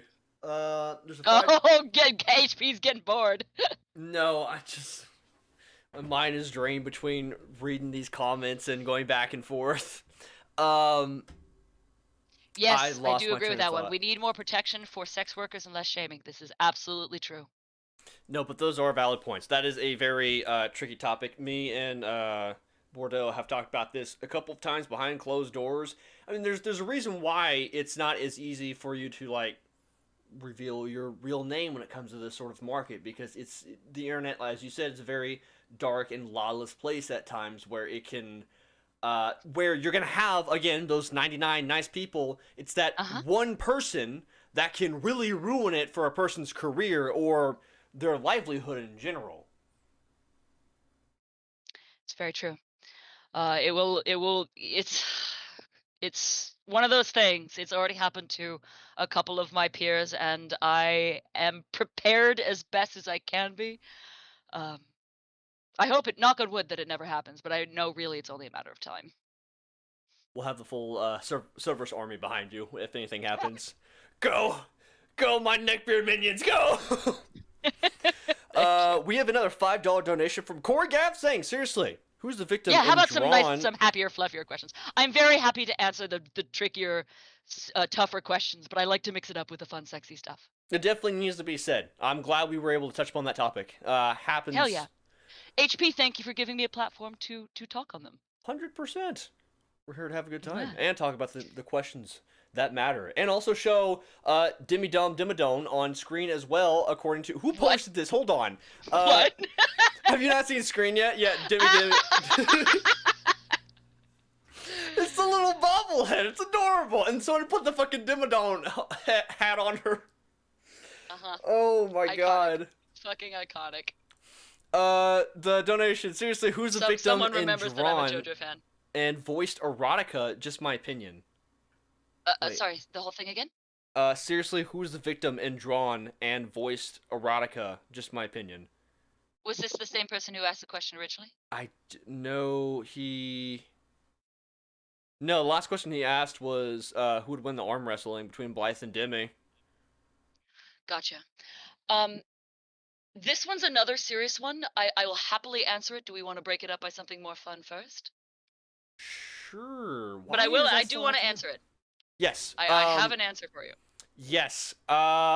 People, we need more jokes in the chat. I want more dad puns right now. I'm asking. I got one for you right now, OHP. Okay. You're not gonna like it though. It's gonna hurt your soul. Oh no. I'm worried. Here we go. Here we go. If you play a Nickelback song backwards, you'll hear messages from the devil. Even worse, if you play it forwards, you'll hear Nickelback. Thanks for watching. Oh, no. I'm getting a different voice actor at the interview now. No, I love you. Hey, you know what? If you wanted to mock me in return, I unapologetically love Hammerfall, and they are some of the cheesiest power metal to exist. I love me some Hammerfall, so well, everybody's got a problematic fave. If you didn't make fun of people's favorite things, then you're not really a very good friend at that point in time, alright? Like, I'm just being honest. I mean, we know each other, we're friendly, we get to rib each other. It'd be very different if it was just some random person who didn't know you deciding to be a jackass, but no, we can playfully rib one another. At the end of the day, a friend would tell you not to jump off that bridge. A good friend would be in jail with you saying, let's do it again. Yes! Yes. Cheers. Cheers to that. I'm gonna need me. Whoa, no, the alliterative thing went away. Where was that? Where can I find that in the chat? It was Demi Droma something. I wanted to say it. It disappeared. Yes, Mickey, you would love her for that Nickelback joke, wouldn't you? A question for BB: if you can voice a character from JoJo, which character would it be? Ooh. Hard. Mm.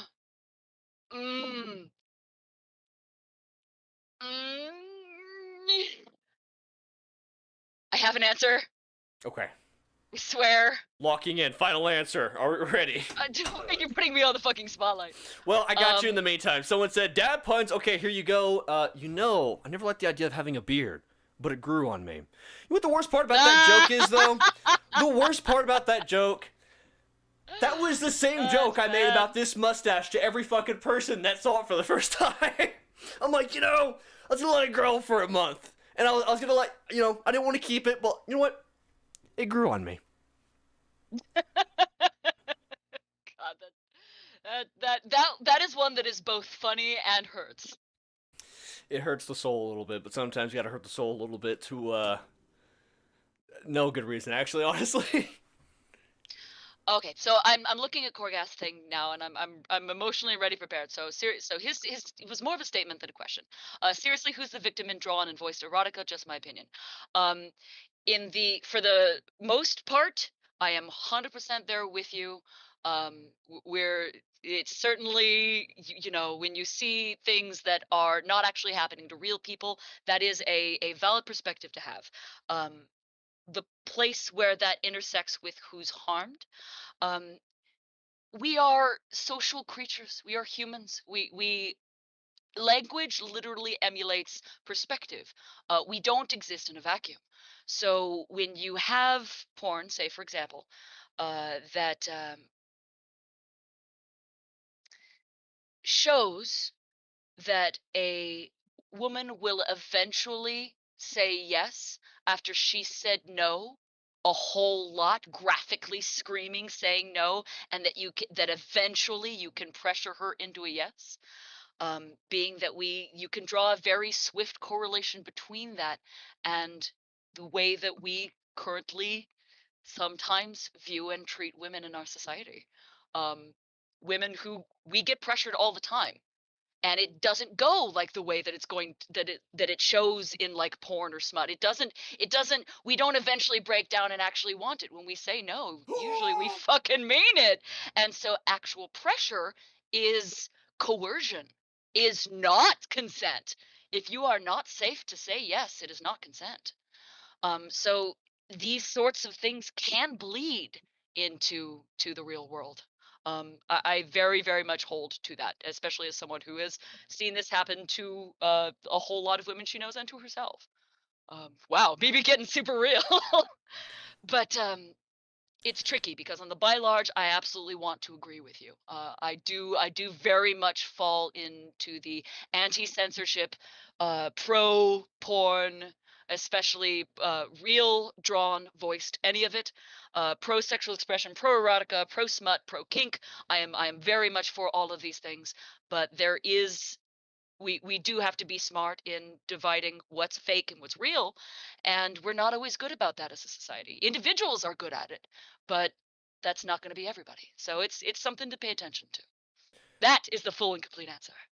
Welcome to Super Real Chat with Bordeaux Black. With your host.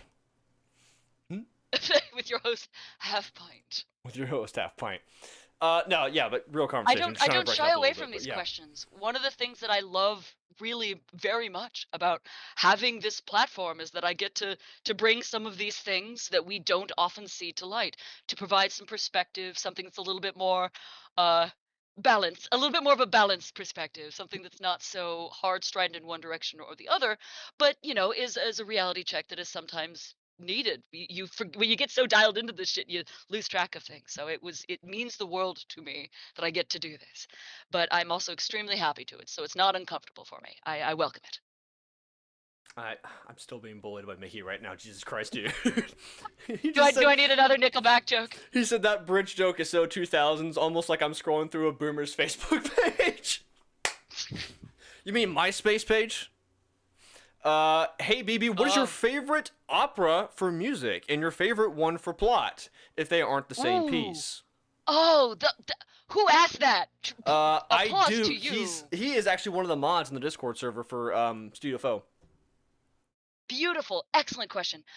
Favorite opera for music, favorite opera for plot. For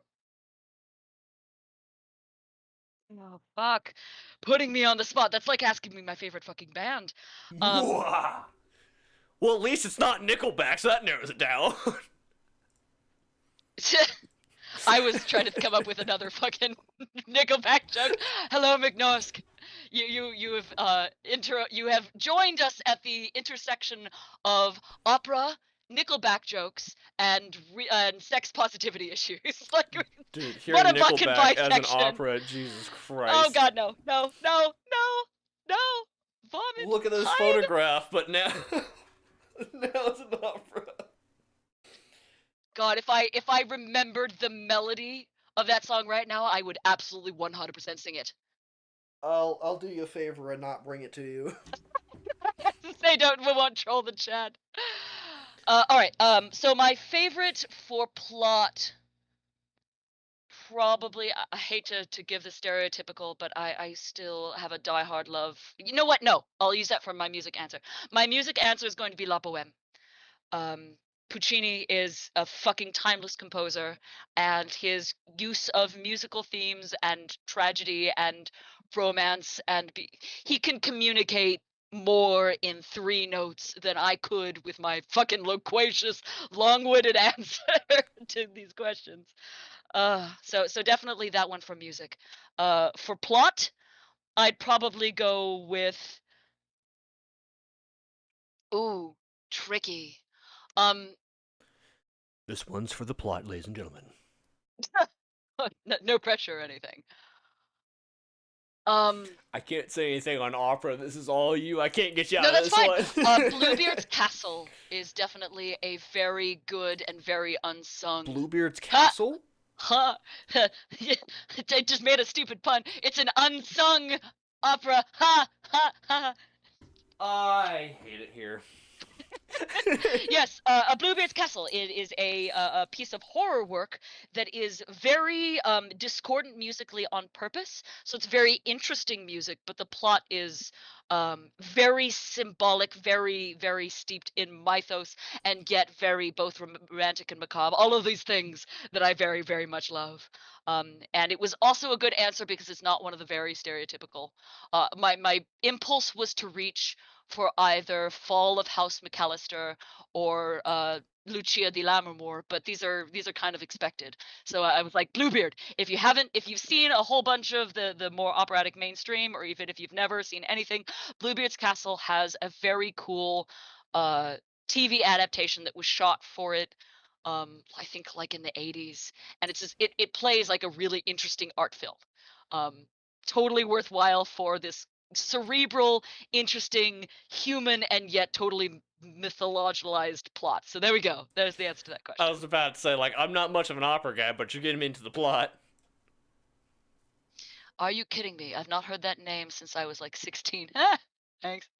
Corgas with another $5 saying, theoretically, if Studio Foe made a medieval fantasy game, what character would you voice? Oh man. Oh, we kind of actually already covered this, or at least DC and I have talked about it. If there were to ever be some high fantasy nonsense, I would immediately want to go for the Dragon Queen. I'd want something big and huge and very sexual, but also very bawdy and very... Oh, fuck, it slipped. I'm sorry. Very noble and larger than life. So yeah, if we did a high fantasy thing, I'd need like an Alex Strauza type of role. Oh no, now I got 2 of them. My own mods are bullying me over Nickelback. Guys, can we join? Everyone's like, yes, we're talking about the fine arts and what we should be doing in our future careers. Nickelback, they suck bad. Nickelback. But I mean, I can see that giant. I almost said erotic dragon. No, giant dragon. Fuck it, whatever. Dragon Queen. Dragon Queen. If a tree falls in the forest and no one is around to hear it, then have we found the perfect location for a Nickelback concert? Oh my god. I'm sorry. I apologize No, to that's a you good for your one. mod's endless trolling. We call this quality so- entertainment, ladies and gentlemen. What is my favorite fruit for 20 sec? Also, somebody tell us what the fuck sec is. Someone did. It's Swedish crowns. Oh, lovely, fantastic. Krona, maybe. I'm not sure. I'm sure I'm pronouncing that very Germanly and not Swedish. I have this wonderful Swedish professor friend who would probably give me a whole shit ton about about pronouncing that with a German. Wonderful. Favorite fruit. So I am a fruit bat. My healthy choice snack of choice is going to be just a big old bowl of fralid, which is fruit salad. No one say I never did any cute things. But it's very hard to just kind of narrow it down. Mango, kiwi, raspberries, Rainer cherries, the rose yellow colored cherries. Those are delicious. I love chamoya actually. That's I can't. It's South American somewhere, but it's related to durian, but it's also related to the lychee and other fruits like that. But it's a very fleshy, sweet fruit that tastes like fucking custard. If you've never tried a chamoya, you should absolutely go try one. They're tasty. Don't buy them from fucking Safeway. The produce there is shit. Absolutely not. Absolutely not. The chat went quiet there for a second. I'm like, did it disconnect while I was blathering about fruit? No, I'm still trying to get the donation sound effect. I got to the right donation sound, but now it's like super loud. I saw something on the screen that said Justin rules and something about a dragon. Where did that? Where was that? So there was actually 3 back-to-back donations during that discussion. So I'm trying to figure all this out. Okay, so the first one, you might like this one. Spawn Freak, the $5 donation, saying, BB, I just want to say I consider the definitive not safe for work shepherd, and I hope, or you, the definitive not safe for work shepherd, and I hope you'll one day show us what oral with or not Rex sounds like. Thank you. God damn! Done. Demonetized.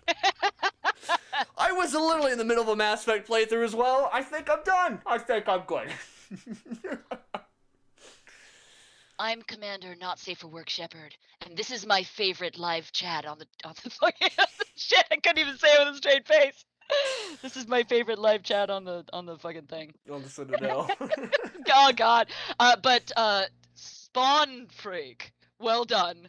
Well done. Also, welcome back, Spawn Freak, by the way. Good to see you. Albin with another 20 Swedish crowns. Favorite purely piano piece? Ooh, I've currently got Haydn stuck in my head now. Let's see. I'm a big Chopin lover. Rachmaninoff, Tchaikovsky. I have a big love. You know what? I actually can answer that right off the top of my head. There is a Schubert lied called Gretchen am Spinnrade, which is a poetic interpretation of Gretchen from Faust. It's not actually part of the opera itself. It's just an art song, but it is a incredibly difficult to play piece, and it was what I actually played for my senior performance way back in the day. I could not play it now, even though I have very good muscle memory and pianists can kind of hack through things that they have learned in the past. It was just so difficult a piece that if I don't constantly work at it, I'm not going to be able to play those arpeggiated sections too quickly. For those who are not familiar with the musical term, arpeggiated sections mean I'm going from the very bottom to the very top of the piano over and over. So it just takes a lot of more than just muscle memory. It takes a lot of focus and training to play this particular piece. I have a recording from that senior performance, of course, because I later used it for competition reasons. If you want, I can post that if anybody's interested. Well, don't make her say no. She just gave you guys the opportunity. Come on now. The question is where I'd post it. I think I'd either post that on the SoundCloud or the YouTube. Probably on the SoundCloud, because SoundCloud is at least ostensibly for music, even though I use it for a lot of vocal reels. Don't mind me, I'm just writing down the rest of the long list of talents that you seem to have.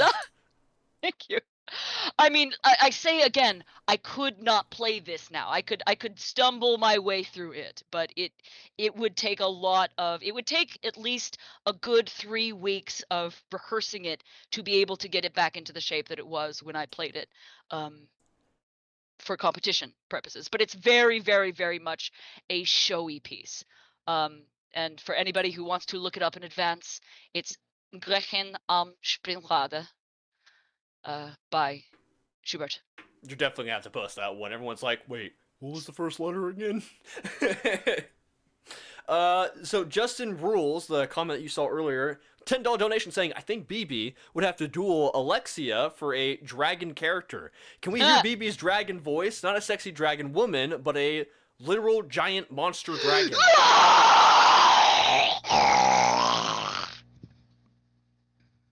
There you go. Blew out my voice for you today. I probably had such awful feedback in the headphones. A little bit. I can't even imagine. I'm not gonna lie, I'm kind of scared after that one. And then Justin Rules made another one saying, yes, post it, please, the $20 donation, but he was referring to the SoundCloud. The piano piece. Yes. Alright, after that, I need to get water. Distract him for 2 seconds. I was about to say, alright, I'll carry it from here. Alrighty. One moment, I'll be right back. Anyways, so, little fun piece for you guys on that one. Yeah, sorry about that. I'm having to, like, organize all the, alert boxes. You guys let me know how the alerts are on stream. I recently got a new overlay, and so it changed all my settings, so everything's probably, like, super loud right now, or it's, like, I don't know. But I'm doing that, reading comments, not that sort of stuff. But you guys are laying in the good questions, which is absolutely awesome. Keep it going. Oh, also, Baron, as much as I appreciate you, it's not Spinraden, it's Spinrade. Let me just copy-paste the song for the chat, and I'll send it to her. It'll make it a lot easier for people. Discord, the YouTube channel, all that good stuff. We'll have it down below for you guys to check it out. I'll also have a link as well when this is posted as a VOD. Baron Bubbles with the 5, I think it's a euro donation, not pound. Yeah, euro. Oh, is that what you're correcting? What now? Gretchen am. Spinrade. Okay. Yeah, it's okay. The language that he speaks is very similar. I understand why that would be slightly misheard. Although I do need to give hats off to Justin right now for that. That was my favorite. That's gonna be my favorite thing today. Was primal fucking dragon scream. So your voice just kind of made it like robotic as well. It was a little scarier as well. Oh, I mean through my fucking headset, which is far and away not my recording mic at all. I imagine it was complete shit. Oh, I think Henry nailed it when he said that's the need coffee voice. I agree. Well said, Heinrich. First, coffee. Then I'll listen to your problems. Wish you the best of luck. No, I wish you best life and luck. You are a human. Thank you. Mwah. I am a human. It's true. Except at least I masquerade as a human. Is Bordeaux your favorite color? I did mention this earlier. I am a big sucker for wine red. Yes. I'd say it was a 3-way tie between black, wine red, and like champagne-y cream. All of the very sinful colors.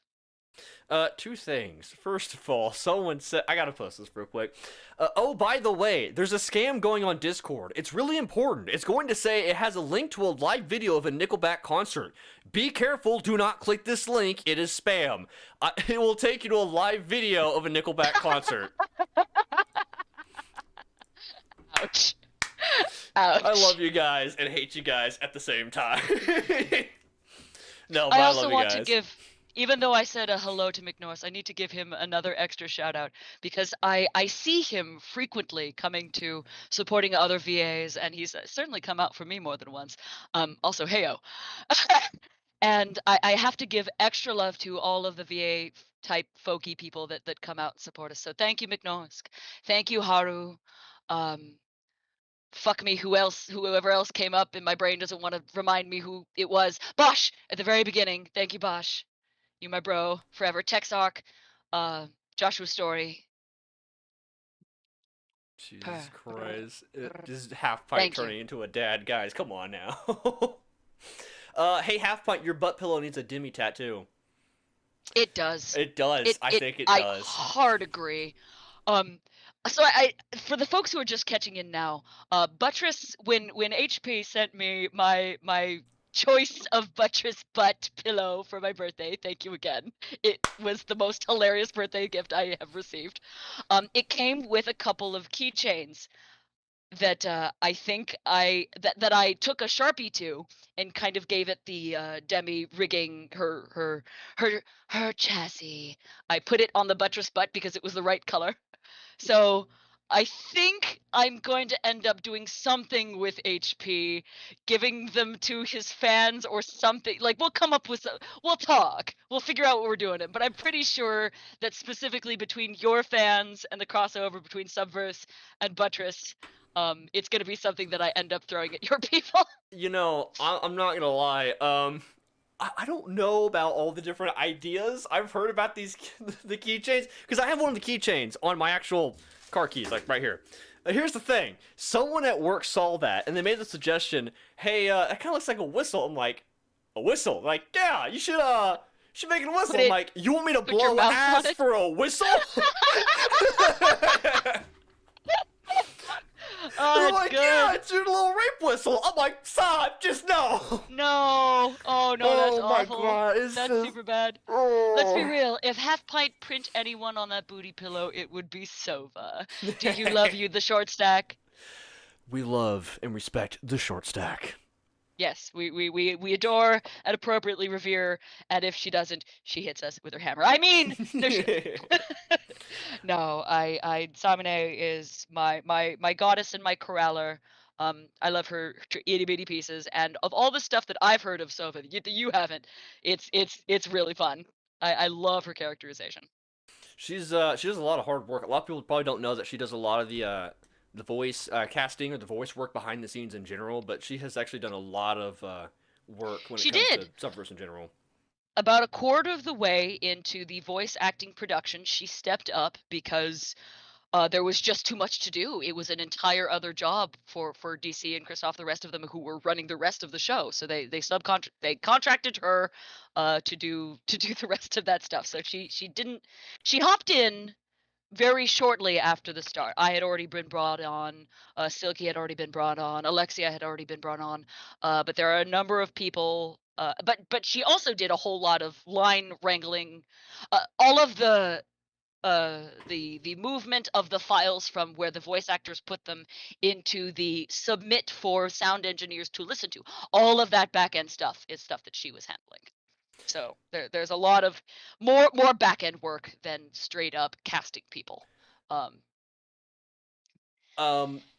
Before we get too far off topic, kind of bring it back real quick. Oh my God, everyone's talking about the butt. Yes, I got the purple one because Sova. I had the purple butt for a while. That was the joke. But yeah, so that link that Mickey has there, I replaced the pinned comment there.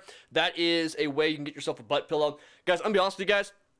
I'm not like sponsored as in they tell you need to post this many videos. They said, here's a link. Go tell your friends. There you go. They don't care at that point in time, you know? It's like, oh, I'll go tell my Subverse friends. So it's not like it's a sponsorship when I put in videos. In fact, I was thinking about doing like anti-sponsorships for it, where it's like, I'm not sponsored by them, but I want you to buy the product. And that's what's going on here. I don't really make money off of these purchases. I make like 7%, which is not that much. The deal is really? Here, you guys have a discount for butt pillow. That's what matters here. If you guys want to go get yourself a butt pillow, you now have a Halfpint way of doing it. Yeah, the important thing. On top of that, they actually have a third butt model coming out. They show some screenshots of it. It's like this fucking athletic one. I'm like, they're innovating. Oh no, they're innovating. As much as I don't like, Halfpint made me a fucking convert. As much as yes, they are for humor and stuff. They're great neck support. They're comfy. It's kind of stupid how good it is for your neck. Like, okay, so the one I have like the stupid sized one, and so that one like kind of hurts your neck after a while because the crank it has. But I'm not gonna lie, it's pretty fucking comfy because the whole thing about it is it's not like made like a pillow material. It's like a fucking mattress. You take the cover off, it's like a goddamn mattress. It's memory foam, etc. So it's this weird thing. I looked them up after fucking HP posted all this shit about it. They are the cross section of dumb internet humor and ergonomic support. Like that's their whole thing. So as much as it's memey and stupid, it's the regular size one is actually really good for your neck. Can confirm. But you do have to. It also requires you have to put your face in it the right way. So to get that neck support, you literally have to fucking put your face in the business. They have like an instruction manual. Like step 1, place pillow. Step 2, place face in between legs. It's like this like to do thing. They actually show like a diagram. It's like it's ridiculous. Okay, it's so ridiculous. All right. But they are literally designed for face down face in the business. Korgas just said, okay, people, we now need Sova tattoo designs for HP's pillow. Jesus Christ. You know, Sova, she would definitely be the kind of character to have a tramp stamp. Yeah. I could see that for her. I mean, she's the chibi mom. She's not a lowly. She is a big... She's baby chibi Thor. She's just this big, huge personality in a teeny, small...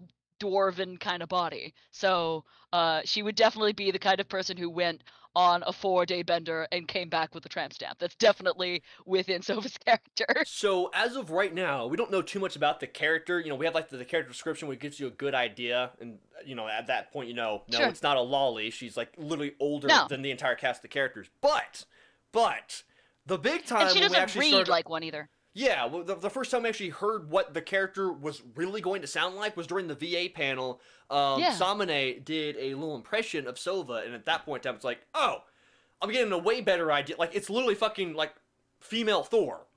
Yeah, she's like a dwarf. She's a big, tough...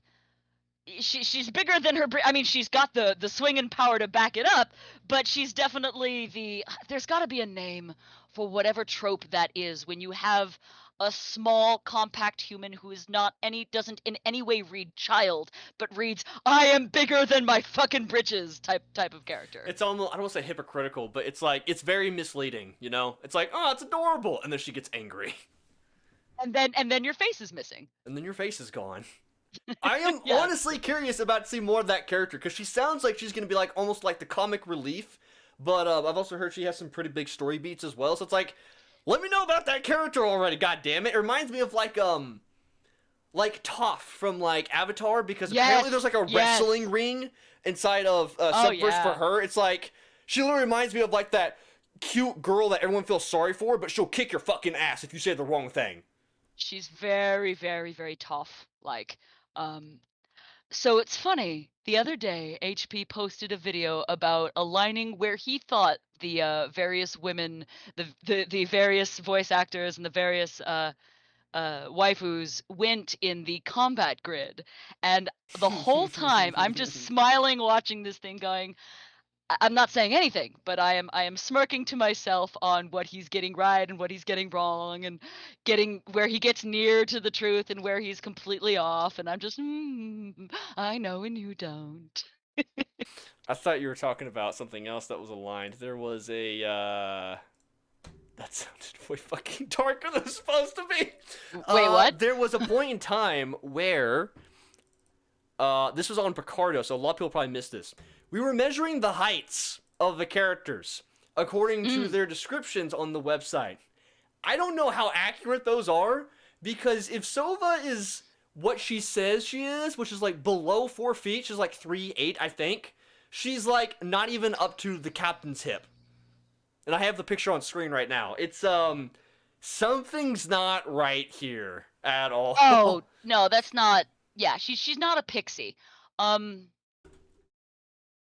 That's funny. You actually took out their measurements and made a graph for it. HP, you are our favorite for a reason. No, I imagine Sova would be like ab height on the captain. That's all I was thinking. I'm like, there's she's no short, way that height is accurate. She's like dwarf size. She's definitely taller than Tybalt, who's supposed to be, you know, a bitty guy. He's a tiny little dude. I mean, oh God, maybe I'm wrong. I haven't though. actually seen. I have not seen. I mean, I've seen bits and pieces, but I've not actually seen her in content relative to the other people. So I cannot confirm nor deny literally because I've not seen footage of her in other stuff. That stuff isn't released yet.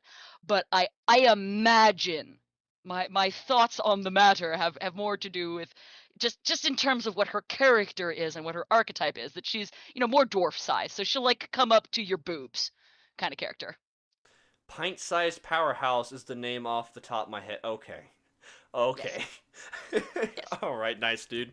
No, you're right. Yeah, there's no zero from the beginning. These heights are kind of botched in the first place. This was a very rough mock-up that we did on Photoshop, and we were joking around during this. Again, this was done on stream, guys. But yeah, either way, I don't think the scale is right. Something's definitely off. Hold on, let's see. Bring up the time in stream where we rated the butts. Oh man. What? I have to know. Oh, I thought you rated. How were the butts? Okay, how were the butts rated? So there was another stream that we did. This one was actually more recent. This was not in March. This one was done like a week ago. And I need to edit the highlights and make it as its own YouTube video. The problem is it has to have a lot of editing because we were doing it in the gallery mode, and there's a lot of nudity in the gallery mode. But I was trying to be very so we had a few people in chat, and I'm like, listen, you guys know me. I have the butt pillow. I'm a little disappointed in the butts that we got in the studio inside of Subverse, and it was this inside joke at first. And then after a while, we started looking and comparing the butts. I'm like, this is not a joke anymore. This is a mission. There's something I'm feeling that's really wrong here. And I went from rating the butts. I'm like, no, I chat, approve. you guys need to rate the butts. And we all started rating it. And we had a pretty good consensus where a lot of the butts were getting about 6 out of 10s. And there's an occasional guy that goes like, yeah, Terrence got a 9 out of 10. Dead ass wrong, buddy. But yeah, we rated some butts, and it's coming to a YouTube near you soon. How did Demi's butt do? Was she one of the 6 out of 10s? She did better than most, actually, believe it or not. Oh, that's good. Well, let me tell both you and Morcego Cinzento. Personally, I never skip squat day. Just saying. I go for that superhero booty. It's funny that I literally did leg day a couple days ago, and as soon as this stream's over, it's gonna take me like 5 minutes to stand up because my ass is killing me. Yeah, those feelings when stairs are awful, and it's not so much getting up, but sitting down. Sitting down is kind of hard. It's like the stairs, you know, it's like ow, ow, ow, ow, and you get over it. But then you see the chair, and you're looking at it, you're like, but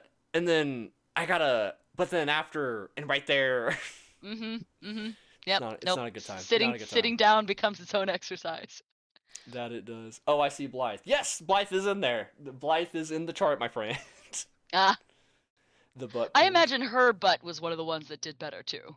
Yeah, she got pretty high up. I think she got a good booty. I'm pretty sure she was the winner, actually.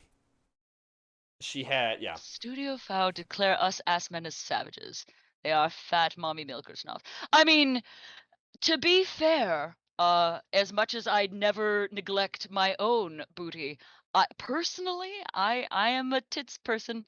I love that space between the breast to the collarbone to the neck to the ear. It's all very sensitive, delicious, tasty flesh, because women are delicious and amazing.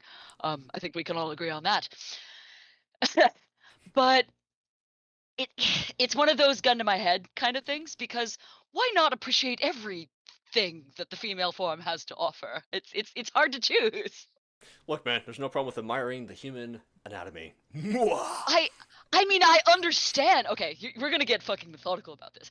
I understand ass men, because you get the very Pavlovian desire to get hands on booty and face in business. I completely get that. I mean, it's one of the reasons why the butt pillow is great, because it's very like much she that. knows! It's like I have sex with women or something. But that space where the area, oh god, what is it, the paizuri, the area above the thigh high stocking right before the butt, that's all very sensitive, delicious flesh. I completely get that. That is a very favorite spot myself, both on women and on me. I'm rather sensitive there. But I couldn't choose that over all of the sensitivity and possibility of groping, grabbing, pinching, and then caressing all the tract of skin that goes from the breast up to the collarbone to the neck is all. If I can kind of cheat and include all of that area, that's some of the, like, along the back of the neck while grabbing a boob is, I mean, that's the reactions you can elicit. I couldn't pick anything over that. So, there is your sex life advice with Bordeaux Black. I was gonna say, at one point during that diatribe, I heard complete silence and rapt attention. Yeah, just like everyone just stop typing for like a whole minute. Everyone's like, "No, go on, please, just go on. We are you have our enthralled attention, undivided attention." As John G.G. would say, absolute territory. I mean, it is. Yeah, I can appreciate you have the sense of like here's why I can appreciate the tits over the ass. Here's some details. Whereas, I mean, why else would we be here with the DEMI time? Oh, I just saw that! Because motherfuckers, it's DEMI time. I am so pleased. Okay, that was a blooper. That was just a random me starting recording. And one of the things you'll find at the start of a lot of voice actors recordings, when we're doing character voices, when we have to spend time in a voice that is not natural to us, we'll say some random thing in the character voice just to drop us into the character. And that was one of those. It was just, motherfuckers, it's DEMI time, and it just got me into the character to be able to use that voice and speak in it naturally and continuously. And I submitted it, and it became like this whole thing. Yeah, because wasn't that one of the bloopers that you also had on like the VA panel that we heard for a little bit? Because like ever since we heard DEMI, I don't remember where it came from or when we first heard that blooper. You never know what's gonna become a meme. You really don't. Yeah, it's fucking everywhere. You go in that Subverse Discord server, they're saying DEMI time all the time. I'm like, okay, I have to put it here. I have to put it here. Oh, Texarch with the real, correct, complete fact hours. We all know that the sexiest part of the body is the voice. Well said. I think you're just trying to get brownie points, man. But yeah, sure, yeah. No, okay. Well, I will appreciate the compliment, but at the same time, I happen to. I mean, I would be a fool if I was not aware of this particular kink. I don't think there's really a name for it, but I also personally have it. Listening to the voice. I mean, certain voices are just sex to listen to, and not even necessarily in an erotic context, although that too. I mean, there's a reason why ASMR is a thing in the first place. People are very... Sure! And not even just ASMR, but yeah, there are people who are just, like, erotically, almost like fetish-like, just attracted to voices. I wouldn't even always say necessarily ASMR. I mean, from a woman's perspective, there are plenty of... I mean, one of the really great things about listening to a really gorgeous, handsome voice carrying me through some ridiculous personal sexual fantasy is then I don't actually have to deal with the person afterwards. I don't have to worry about if the man attached is an asshole or not. I can just enjoy his voice. You already answered someone else's questions, or not a question. He's just saying, "Teach me how to please a woman." It just caught me off guard seeing that. Oh, that is a question. That okay. There's the very short version and the very long version. The long version is how to sexually please a woman. The very short version is, my God, listen to her. Women often tell you what they want. There you go. It's surprising. Easiest tip. When you listen to people, you actually can do what they want, and you get that in return. Ding, ding, ding. T or A, whichever that shoved into my face to the best of my ability. Well said, Korgath. Well said. But I agree with people were saying earlier. The main reason why the ass rating stuff happened earlier, which is how we got down this whole rabbit hole, beautiful rabbit hole, might I say, was because someone found out in the latest dev diary that they called an entire planet just full of ass men, and they called them absolute savages. And that's when I started popping off on stream, and everyone decided it was time to rate the underwhelming asses of Subverse. And there's some improvement that could be here. I will take these notes very studiously back to Studio Foul. It got to the point where everyone started naming themselves, not everyone, but we have a few people for now, and I think it'll grow once we make the YouTube video and get it out there. We have some people that are renaming themselves inside of the Subverse Discord server to like Booty for Halfpint or Booty inside of Subverse. They're trying to get a message out there. I'm like, yes. That's funny. A Papa cause. Ronan with a $10 donation says, "Oh, illustrious BB, yes, darling, you have my attention. Facial hair, full beard, trimmed goatee, or clean shaven." Ooh, I have an answer to this.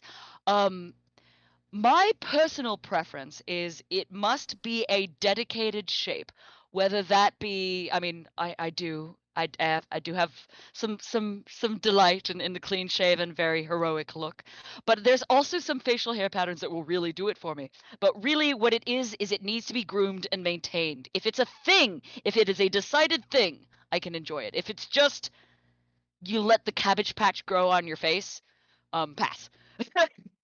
Respect. Absolute respect. I like the RDJ. I enjoy that one. As well, I suppose, as the Chris Hemsworth, as well as the Chris Evans, which is just, the clean shaven. I've honestly thought, so for the longest time, I always tried going for just a clean shave because I thought I just looked better without facial hair, and that's on... You're handsome clean shaven. I like it on you. Around this month or so, I decided, you know what, let's do something a little different. I've gone clean shaven literally all of my life, so let's try something different. The only thing I can do, though, is a mustache because my job does not allow me to go for a beard or anything else. So I'd like to go for a goatee, I'm glad you know that. If you can't do it, don't try. Right. So I went for the mustache for a little caterpillars. bit. And you know what? It's grown on me, but there it is. I think it'll stay a little bit longer than I first thought, just because it's not bad. It's a nice change. It's a little bit more of a mature look. That, and I went and saw some older videos of myself, and I don't actually like the clean shave of me anymore. It's got this weird baby look to it. But maybe it's like I don't like my older videos, so maybe it's not a shave thing. More of just I think that's probably it, because you're a very handsome man. Well, thank you. I'll take that compliment and now run with it. We did. I like the mustachio. You've got a little bit of a Carrie Elwes going on. Can't say I know who that is. Oh my God! Chat, help me defenestrate this man. Uh-oh. How does he not know who can? Princess Bride, Robin Hood, Men in Tights. Oh hell yeah! Okay, there we go. I can get behind that. Okay, good. We're back yeah, on good terms. I would say yes. We can step back from throwing him out the window. I am a fan of both the mustache and the clean shaven on you. I think they both look good. We'll rotate every once in a while. How about that? We'll have some there different looks in there. One donation from Mickey was saying, whoever wants to donate more questions to make up for the lack of monetization from a certain someone, feel free to do so. Yeah, it was demonetized from the start. It's like YouTube saw the names of like, no. And it was downhill from there. For every moment, HP gets really close to the mic and does the no. It's so good. It's like the best thing I got. It's like a radio voice. Maybe I'll just get rid of the whole channel. Just do radio from now on. Just talking close to the mic. That's it. No more. Honestly, I know my quality is so much better from my desk microphone. The only reason that I don't use it, why I use my headset instead of that, is because I'll eventually, if I am loud enough, or if you guys are too loud, then you'll get the echo, and then that's just bad times.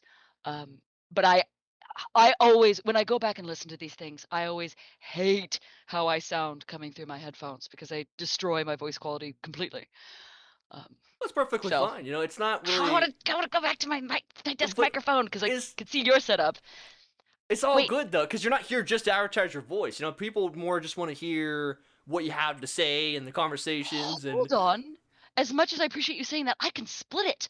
Hold on. Let's see if this works. She's getting We're gonna try ideas. something. Uh-oh. How is that working? Okay. Hello. Welcome back with the clean voice. Is that a little bit different? That's way different. So I looked at your setup and I thought, oh god, here's the complete redheaded blonde moment. Oh yeah, I could do that. So I just did it. Turned off my air purifier and boom, here we are. I've got the same setup as you. I've got my microphone, my desk microphone, and my headphones on my ear so that I'm not getting the awful echo. Why didn't I think of that forever ago? I swear to God, I'm a professional. We just unintentionally helped her fix her setup. I do this for a living. Oh my god. I got that all the fucking time as a kid, the blonde head modes, because A, I literally would, and B, weirdest fucking thing, I'm literally the only blonde in my family. Between parents, siblings, you know, they're all brown, brunette, that sort of stuff. Only blonde. Just popped out of nowhere. Everyone thought I was adopted, or my siblings for the longest time Your thought child I was was gonna adopted. say, you're Yeah. a little young for bebas. I'm not as young as I look, I'll say that. But Okay. I won't out the number to you. Honestly, personally, to me, anybody under 40 is too young for children. I concur. I agree. Missed a donation, actually. T or A, whichever that shoves into my face, to the best of my yeah. ability. Oh. I saw that one. Ah. I applauded him for his excellent taste. So when she when she says talk dirty to her and Mickey Mouse, I should have pulled out. No, take. Obviously, you can't get into too many personal details for safety, BB, but how do you feel your own background has influenced your VA career? Justin, thank you for asking that. I often worry that people are getting tired of me talking about this particular answer because I love talking about it. But since you've asked, I'll go into it briefly and hopefully people won't get too horribly sick of it. It's influenced me completely. One of the things that I had jumping in was that I'd had, linguistic training, accent training, stage as well as operatic as well as Broadway, but also just straight up MC skills, which means I can, improv and banter back. But it made it for me. The fact that I could come in ice cold to a career that was already set up for these skills was what carried. This is a bit of a flex here, but it's what allowed me to break into the big leagues very quickly. Is having all of those skills and training.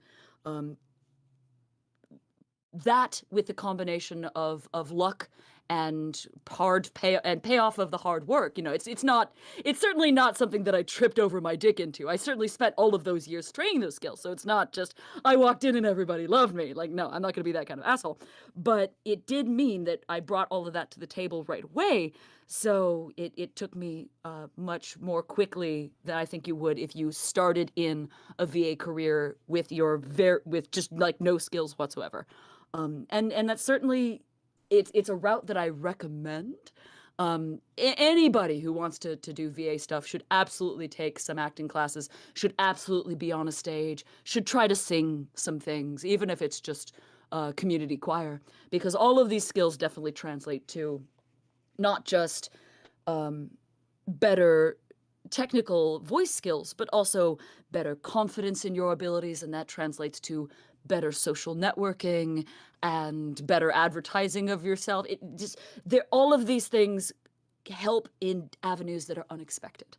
So it influenced it by, the question was, how did it influence it? Did you feel your background influence it? Yes, it literally gave me the accessibility that I have now. It opened the gates. Honestly, whether you guys are wanting to be voice actors as well or trying to get into kind of like a freelancing-ish sort of career, she's literally giving you guys like the top keys right now. You know, that just take it while you guys are getting it. That's great information, especially when it comes to networking. Huge, absolutely huge. It's not what you know, it's who you know. Very true. Half shave and half pint. It's also what you know. You have to have the thing. You can't. For sure. The reason why fake it till you make it is useful is you having that confidence will put you out there, but you must then make it. You must then get the skills. It's more of one of those phrases where that way it kind of lets people gets you know out their the door. priority. Yeah, it gets you out the door. We have another donation. Do you ever get aroused when voice acting not safe for work animations, or are you too focused on making it sound legit? Sorry, what was the question again? Do you ever get aroused when acting in not safe for work animations, or are you too focused on making it sound legit? Oh God! And now I go take a shot for the millionth time getting this question. No, VAs won't admit it, but luck factors a lot into success. So I'm gonna check you a little bit on that one. Yes, luck does factor into success. Being in the right place in the right time is important, but how you ended up in that right place in the right time with the skills already available to you is a testament to hard work. So not 100% true. However, there is, if you do have that already going for you, if you land in the right place when a big animator happens to pick you up, then suddenly you're put in the spotlight and other people want to grab you, and that is luck, certainly.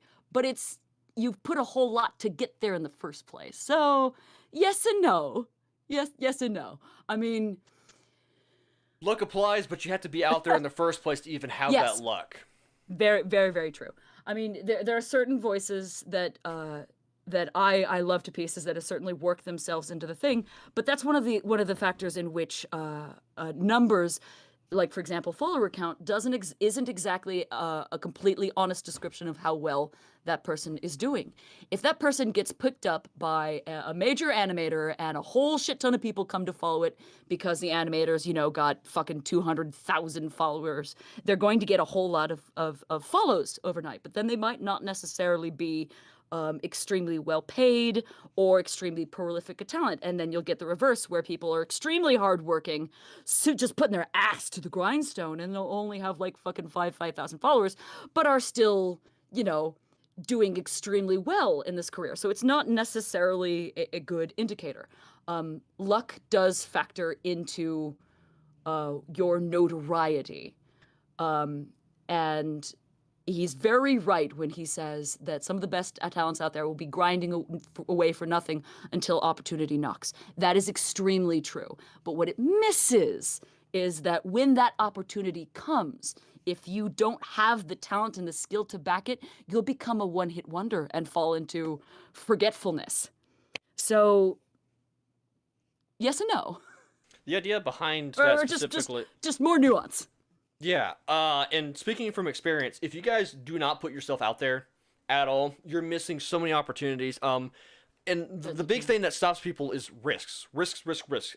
I speak from experience when it comes from not taking risks and missing opportunities. A lot of those times, and if we're talking about luck, yeah, sometimes luck happens. But again, you have to even be in that position in the first place for luck to occur. If it's 10% luck, 20% skill, and 15% concentrated power of will, what's the rest of it? Like we've only got 40% there. You haven't heard the song, have you? Wait, what's the song? That's the beginning of a song. 10% luck, 20% skill, 15% concentrated power will, 5% pleasure, 15% pain, 100% reason to remember the name. Funny. Anyways, put yourselves out there is the big point. Is definitely the big point. I have to give a shout out to Jay for saying Robin Hood, men with pint. It's classic. It's a win. It's definitely a win. Also, I have another chart on screen. Somebody corrected the height chart, and okay, honestly, that's actually not that far different from my current chart. That's a little bit taller, but I honestly think she'd be a little bit taller than that. That looks close to right. I want to just briefly, before we get off the topic and move, because these things can go so quickly. Sure. Norris was just making sure to say it was one of the many things. Don't worry, darling, I wasn't disagreeing with you in any way, shape, or form. You're absolutely correct. It just deserved more nuance than could be delivered in that one little sentence. I think we agree. But anyway, moving on. I don't know. I think that looks right. I think should be a little taller. The problem is the height on the website. I think that's accurate to the what the website says. I don't know. Do you really want a dwarf to be that small though? Because I'm so used to them being like ab height.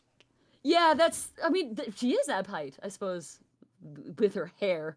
Yeah, I imagine. I mean, the real test of judgment will be when she comes on screen and when we see her on the video game, and we'll see her in comparison to everybody else. Sure. All I can say is, if someone does not, once they get their hands on a Sova model, once they get their hungry hands on a model for Sova, if there's not an animator that doesn't eventually have Demi put Sova on her shoulders, I will be a very heartbroken individual. Want Sova on my shoulders, whether that be it happen. Yes, whether that be for a fun piggyback ride or a fun ride.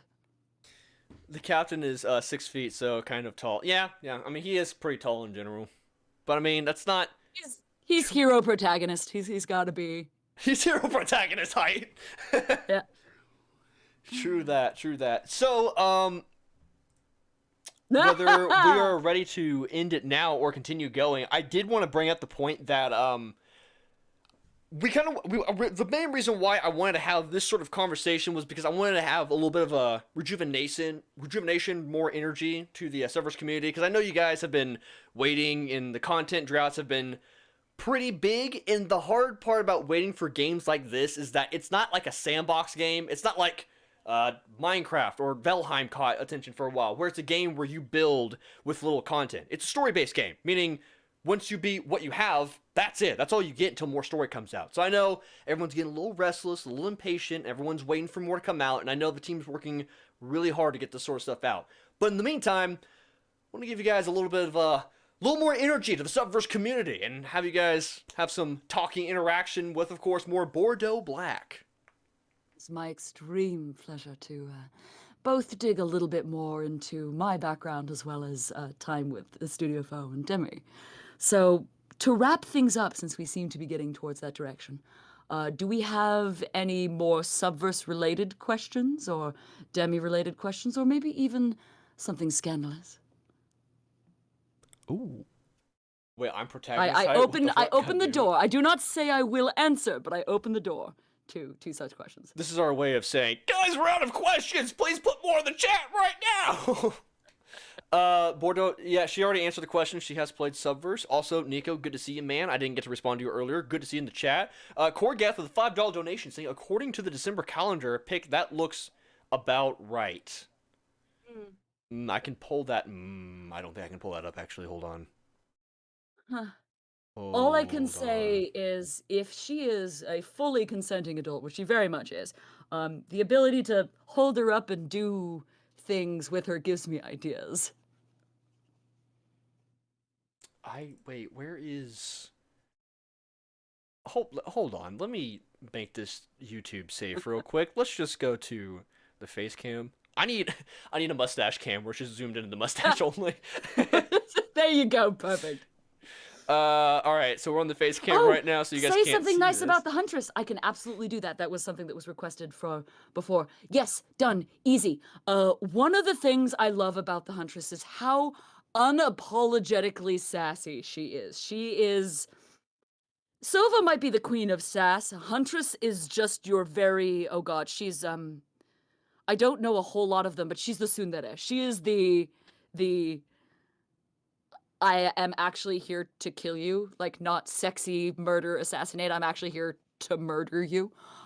So she is very unapologetic in her ways. And the Huntress voice filter is bubbly and interesting, and I find it super cool. Really interested to see more about her. She's got a pretty big following out of a lot of the different waifus in the game. I'm gonna send you this image, by the way. Let you deem if you think it's okay for YouTube eyes or not. I kind of Where am I seeing this? I just messaged you in Discord. Gotcha. The private number. Gotta say, Demi has those that ship mom vibes out of it. She's like looking over everybody. But oh yeah, show that one. That one's great. You think it's YouTube safe? You're asking me if it's YouTube safe. YouTube safe. Are bikinis YouTube safe? Yes. See, the Lily one is it's actually the Blythe one that's making me wonder if it's not. Because Lily's got her tits bikini covered, but then her it just only has Elisha Sorn over her downstairs bits. So that's a whole lot of hip that very much implies pussy. Yeah, I think so. We don't actually see bits. If bikinis are safe, then this is probably okay. I mean, you would know better than I do. I gotta say this right now, whether I can show this or not. Ladies and gentlemen, we just found more tangible proof of booty. One of the biggest problems we had inside of the booty rating stream was the people were wearing clothes and it was hard to tell the actual ratings of booties because you couldn't see them. And I'm looking at this picture, I'm looking at Blythe, I'm like, wait, no, we now have proof. It's right there. I mean, you're only seeing the front of her hips, but yeah, that's definitely got some curvature. It's got some curvature. It's got some junk in the trunk for sure. It's got some, as Halfpint would say, the booty. The booty. Demi is the mom of the Mary Celeste. Lily is the mommy of the Mary. I've heard that said before, and I gotta say, canon. Absolutely, 100% canon. Demi is ship mom. Lily is ship MILF. Excuse me. Demi is ship mom. Alexia, Jesus Christ. Lily is ship MILF. There we go. I'm getting my voice actors / their characters confused. It would not be the first time any of us have called each other by our character names as opposed to our actual names. Okay, Mickey, you make a good point, but YouTube contradicts itself all the time. He's making the joke where if naked yoga is safe on YouTube, this should be good. It is true because for some reason there was naked yoga on YouTube for like the longest time until people started pointing out like, why is this on the platform if this is against the policy, but you ban other things that aren't against the policy? Anybody who came to bat for that one saying that YouTube policy was hypocritical, you denied us the flesh. Why would you go out of your way to deny us the flesh? I'm angry at you. I think people are more of just pissed of being put down for things that they didn't do against the rules, but YouTube says, no, get out of here. But then they allow stuff that are clearly against the policy. Yeah, no, I get that. But ultimately, at the end of the day, I'm not a 6th grader. So I don't want to deny people the flesh. No, I sympathize with the anger at the hypocrisy. At the same time, if you're going to places like that saying, why would these guys get it and these other guys not get it? Well, then guess what? We don't get to have any. Minds think alike. Oh man, no. He says the models and the calendars aren't accurate to the game because Killy doesn't have her fangs in the calendar. You know, if I heard that in person, that sounds like more of a sarcastic comment because you're looking for fangs to see if it's accurate or not.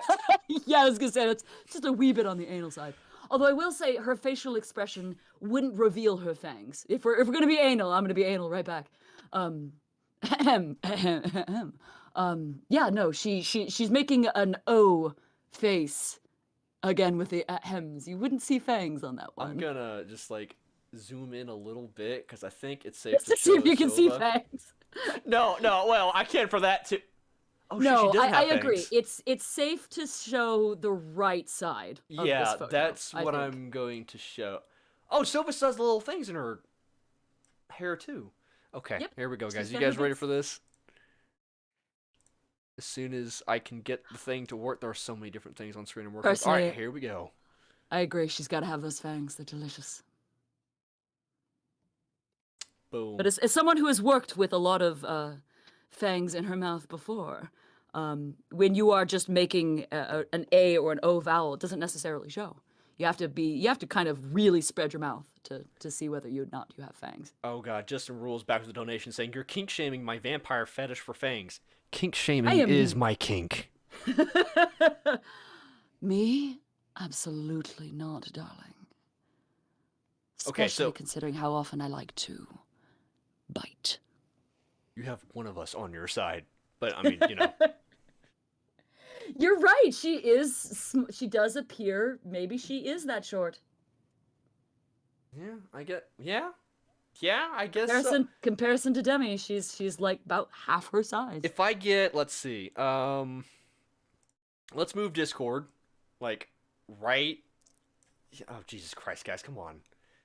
Let's move What are we doing? Discord to the side, right here. Oh, you're good. I am. What are the people on Discord doing? They're not doing anything. I'm moving Discord to the side of my screen so that I can block off the left side of the screen and scroll down. Scroll down. Well, Did you accidentally? That didn't work. No, we're good. We'll just leave it here. We'll just leave it here. Oh, hello. Look, all of your tabs. I can scroll down a little bit. Probably show Lily will be fine. I cannot show the left side at all. Yeah, and there's a little Fo-chan. There you go. That's good enough. Yeah, the fact that it's top up is probably fine. I want to be able to show the whole thing to everybody, obviously, but I also don't want this video to be yanked down. No, we would like people to come back and hear Miss Bordeaux talk a little bit more. Yeah, no, from that angle on Killy, you wouldn't be able to see fangs anyway. They still exist. They exist. You just can't see them. But God forbid, though. No, defanging Killy would be a crime against. I'd say it'd be a crime against God, but I think it'd be better to say it'd be a crime against humanity. It would be a crime against sin. It would be a crime against cats. And damn it, you will not commit crimes against cats. Okay, I gotta say, nice on the 69 concurrent viewers again, guys. But hey, we've been sitting at 98 likes for a majority of the stream. Can we get 2 more likes? Come on, guys. Come on. I think one of them could be me. Ha! There we go. Hey, we got 99. Who wants to be the 100th? Who wants to be the 100th like? Make me proud. Come on. Don't end it now. There it is. Ta-da! We did it. That's not Subverse related, buddy. No. Get that out of here. Uh-oh. Something naughty. It wasn't naughty. It's just clearly not in the right chat. Oh, gotcha. So someone linked a comic that was between Demi and Lily. I can keep wanting to say Alexia. Lily, Dr. Margulis. That people should be watching my Twitter for a dub of. Oh, do go on. I'm not going to do it now. I'm going to save it for the comic release. All right, well, but it's in the Subverse chat. I will say that. Do we have a time frame of when it may be happening? So it's a short beep. I just released my 25K. I think I was going to save it for 30, but I might just do it as a random bit of free content since people support me. When people support me on Patreon and such, what they are supporting is my continual feed of free content, because that is the model that the internet does these days. I'm thinking it's far more likely that I will probably release that the top of next week, just as fun, sexy, free content. Again, guys, those are linked down below. If you want to help her at any given time, you know where to go. If you support your favorite artist, come on.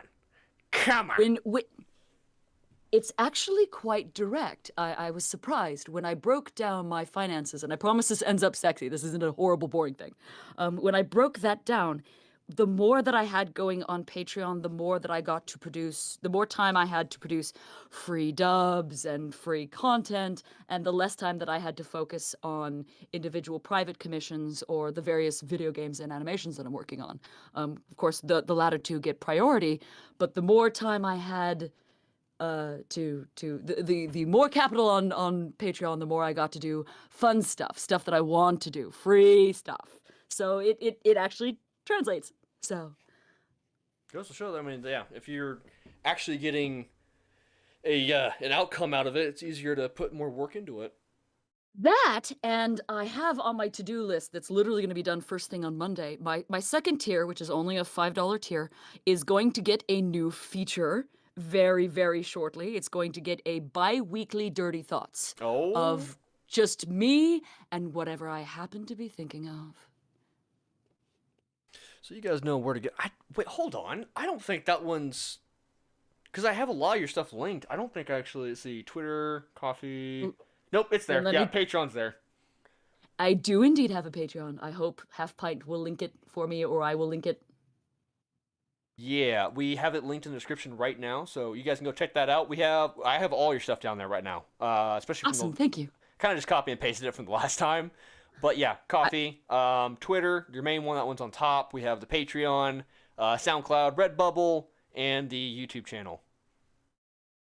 The Patreon is mostly divided up into a titty tip jar, which is just kind of a generic toss me a buck. It's the $5 tier that's going to get the dirty thoughts. After that, we have bloopers and then works in progress. And works in progress oscillates between serious acting endeavorment and also complete sexy naughtiness. So it's multivarious in there, and I'll also, of course, occasionally post the occasional art that someone has done of Bordeaux, but for the most part, it's voice posts. Shadman just straight up says you gotta support her on Patreon. She puts bloopers on there. That's a good enough excuse for me. Yeah, Give me the goddamn bloopers. There's some good ones. I have promised a blooper reel. That's one of the extended projects. I expect that one to be in like the next couple of months. But I've promised a this year blooper reel, and there's some solid gold. So that's another thing that's gonna be coming. You know, I'm surprised you didn't point out the fact I haven't messed up your name yet. I thought that was gonna be the first thing you said as soon as you got in the voice chat. Like, hey, can you say my name? Can you say my name? Yeah, Bordeaux, or whatever it was last time. I don't think I'd quite put it that way, HB. I think it'd be more like, say my name. Okay, And Mr. chocolate White. silence. Say Drinking- my name, say my name. No one is around you. Bringing it back to the 90s. Jesus Christ. I'm okay with that though. I'll take all the 90s I got, including Nickelback. But you know, that might just be me. Question for BB. Oh, well, we have more guys. Come on. Yeah, since we're getting towards the end. What's the question? After making that Star Wars inspired Subverse movie poster, I need some ideas. What are your favorite sci-fi movies, live action and or animated? Oh shit. Okay. Hell yeah. I am very into Bab 5. Atlantis, while not technically being sci-fi, it's way more pulp. But I'm a big fan of both Atlantis and Treasure Planet. Nothing's more iconic than the New Hope poster. It is not, however, my number one Star Wars film. Of course, my number one Star Wars film is the correct choice, which is Empire Strikes Back. There's other loves in there. Trust me, there's a whole fucking list. Last Jedi ranks up there simply because the cinematography was fucking amazing. I hate that it has to be some of the new ones, but Rogue One was also super good. But ESB, forever and ever, number one. Let me think about that. But just right off the top of my head, Mass Effect. Oh my god, yes. Babylon 5. Oh, dude, a Mass Effect style poster would just be so meta. It would be a parody of the parody of the parody. Atlantis and Treasure Planet, my favorite childhood memories. Dude, yeah, honestly. I haven't seen those films in so goddamn long. My sister loved Treasure Planet. I mean, one of the coolest things, random Disney fucking piece of whatever trivia. Here we go. Random trivia hour again. Is the ship that they are on is the RLS Legacy. That is the Robert Louis Stevenson Legacy. That's the author of Treasure Island. So, cute little piece of nerdery there. Oh my god, look at that poster. That's incredible. He posted it in the Subverse chat. I'm looking at it. UFO takes you beyond the future. Oh yeah, to a I universe reposted that recently. you can only It's the dream of. fucking New Hope poster. It's the fucking Luke Skywalker. That is awesome. 1979. It's so perfect. I love it to fucking itty bitty pieces. Real 4 engine play on Steam. God damn it. That is What so I loved- good. What I loved about this is that he did the playbill very accurate to what it would be like, which is to say, starting with the main characters and working your way down, except the ones that are highlighted, Sue Derman and Pixie Willow, the ones who are, big but smaller projects get down the final placement because that's where you'd put your next biggest names. It's just very true to form in what you would actually expect from a movie poster. So it's just so great. Like the tiny details. He's got all the tiny details in there. That's a really good poster. I'm not gonna lie. I'm a Little jealous, little jealous. It's even got the dragon that's in the background of when you're flying the ship around. I'm trying really hard not to say Bordeaux. God damn it. Now that I have it, like, in the fucking head right now, now it just keeps coming up. Does Bordeaux, Jesus Christ, you can do it, I believe in you, play or heard of Halo? Have I heard of Halo, bitch? So my favorite Halo thing in the universe is there's a couple of vids that was put out of a very, the name of the mod I think is just the most cursed Halo mod. Mickey, if you have not seen this, look it up. It is fucking hilarious. It's just a couple of him saying why, just showing off bits and pieces of why the mod is completely insane and cursed. But it is, even if you don't play Halo, it's fucking hilarious. So, if you're talking about cursed Halo specifically, that's actually the reason why Mickey's even on my channel in the first place. Back after I did... The reason why my YouTube channel got noticed in the first place is because I covered news for Devil May Cry back in the day. And then after that game was done, there was just nothing. They just disappeared because there's no constant news for that game. Then I started playing, I got back into Halo as more of my roots, and I started playing the Cursed Halo mod. And because of how popular that video was when it first launched, that's where a lot of my more dedicated viewers came in, was during the Cursed Halo days. Oh, that's so funny. And I just randomly was like, yes, I know about it. This thing is my favorite thing. That's Cursed funny. Halo's huge. Absolutely huge. Funny enough, actually, now that he brings that up, Demi as Cortana. Oh, God. There was... I've definitely heard that suggestion before, but yeah. So me and Mickey were playing like the Halo Infinite like early access you get for the game, and they have these little AIs, and they have different voices. We were listening to one of the voices, I forget which one it is, I had to go find the clip. We were live streaming it while this was happening too, and as we were listening to this voice, we're like, is it just me, or is that a knockoff Demi? Oh, it's a knockoff Demi is what it sounds like. Hold on, I need to hear this. Someone find a clip or a sample, send this to me. I'm very curious. I need to go search through like a shit ton of footage, but I can go look for it and send it your way. But yeah, it sounds like knockoff Demi, and me and Mickey were both freaking out as we heard it. And also, Korgoth79, I have only this to say to that. So it's kind of like a puma. we're making red versus blue references. Yes, no, RVB back in the day. Oh, I watched that through college.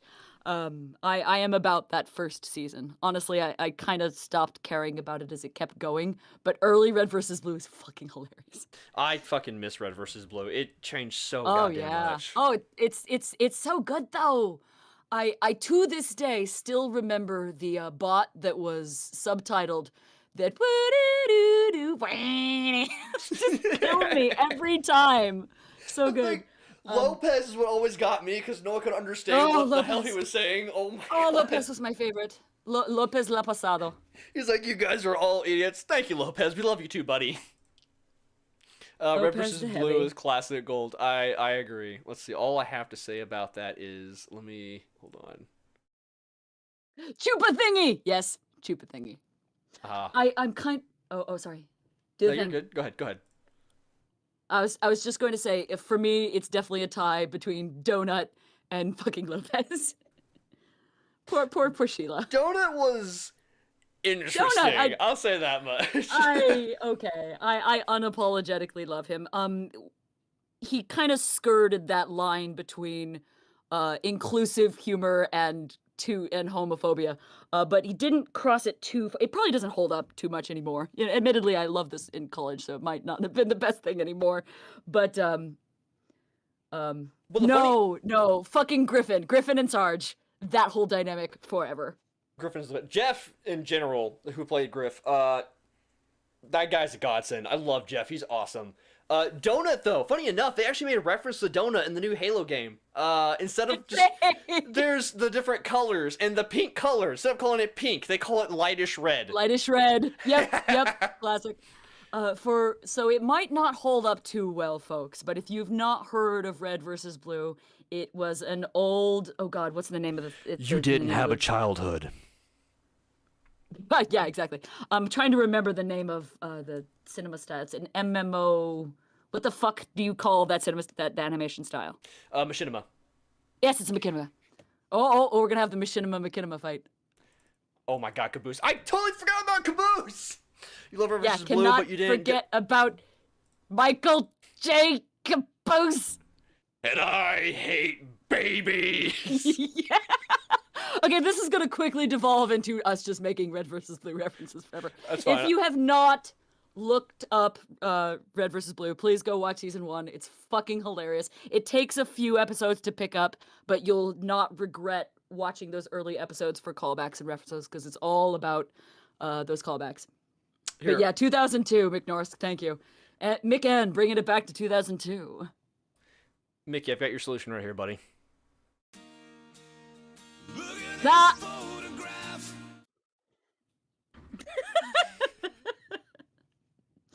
What was the photograph of? It was nothing. He's just making all the Nickelback jokes right now, so I'm putting it on the stream just for him. I've seen that meme so many times with an actual photograph of something. Yeah. Were you talking about the original or the memes? Because the memes, yeah. There's look at this draft, look at this graph. Classic. There was a new one with Halo as well. I don't remember what it was. Oh yeah, the community manager, when they revealed the Halo flight, he had like the same goatee and the hairstyle as Chad Kroeger, the lead singer, and so people were making Nickelback jokes using his head, and so they photoshopped his head on the Photoshop music video, and they said, look at this photograph, and had like one of the bad meme pictures from Halo Infinite. It's just fucking comedy gold.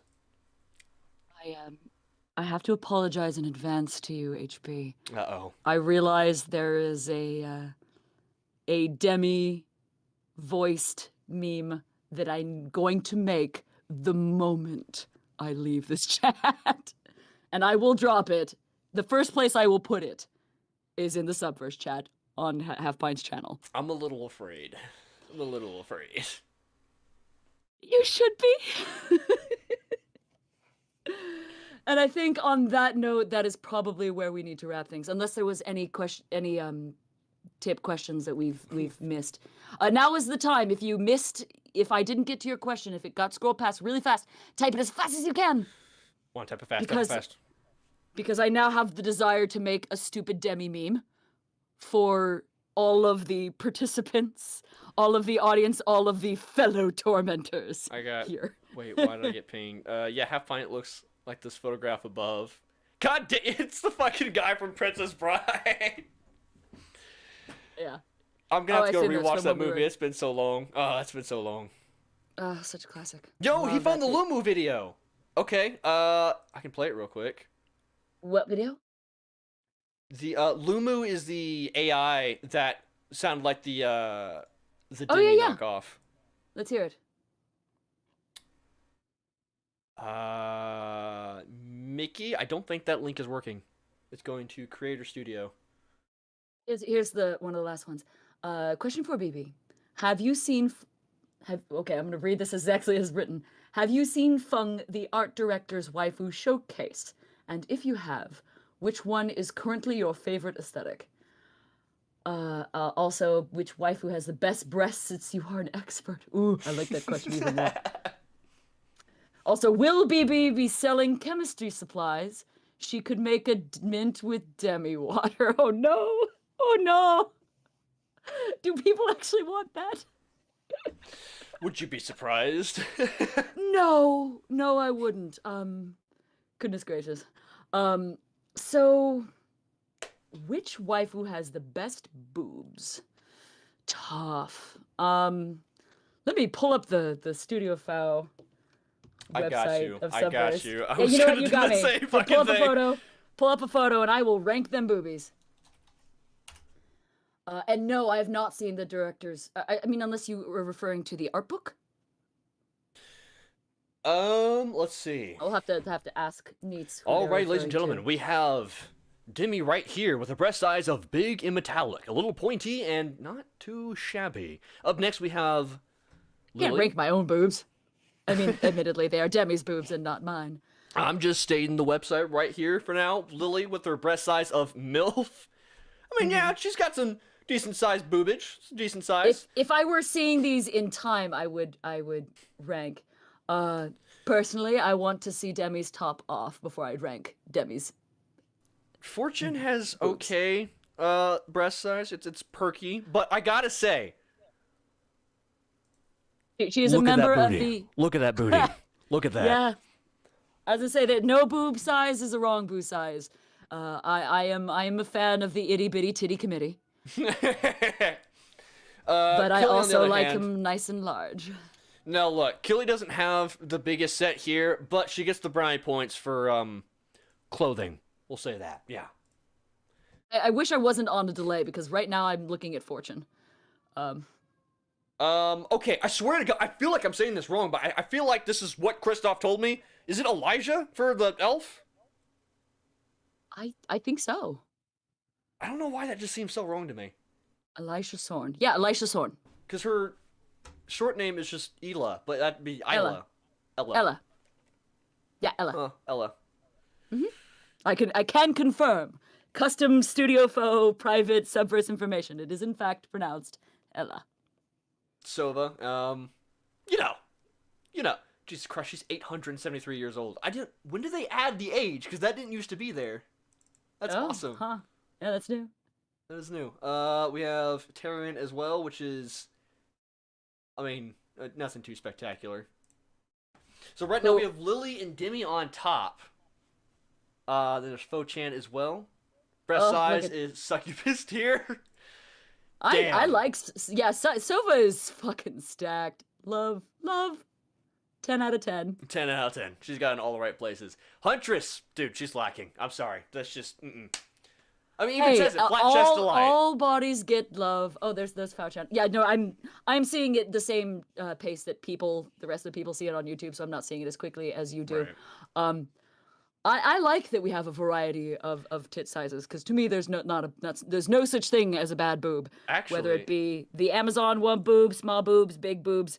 To me it's always titties, tits, boobies, and boobs. That's the ranking of size. That's small to large.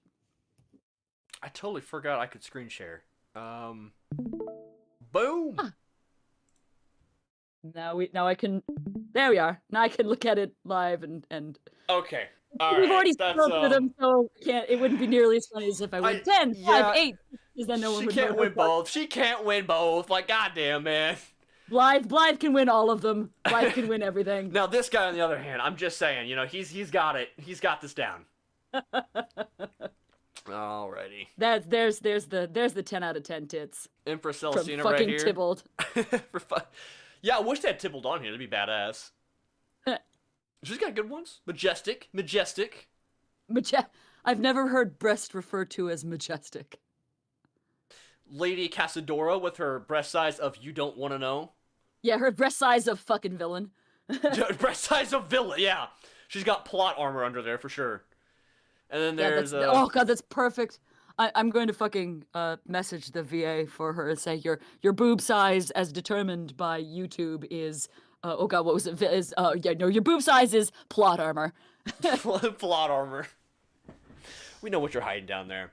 Alrighty, did you guys have any final questions before we wrap things up for the day? I think that was the boob one was the final thing. Although there was some really beautiful.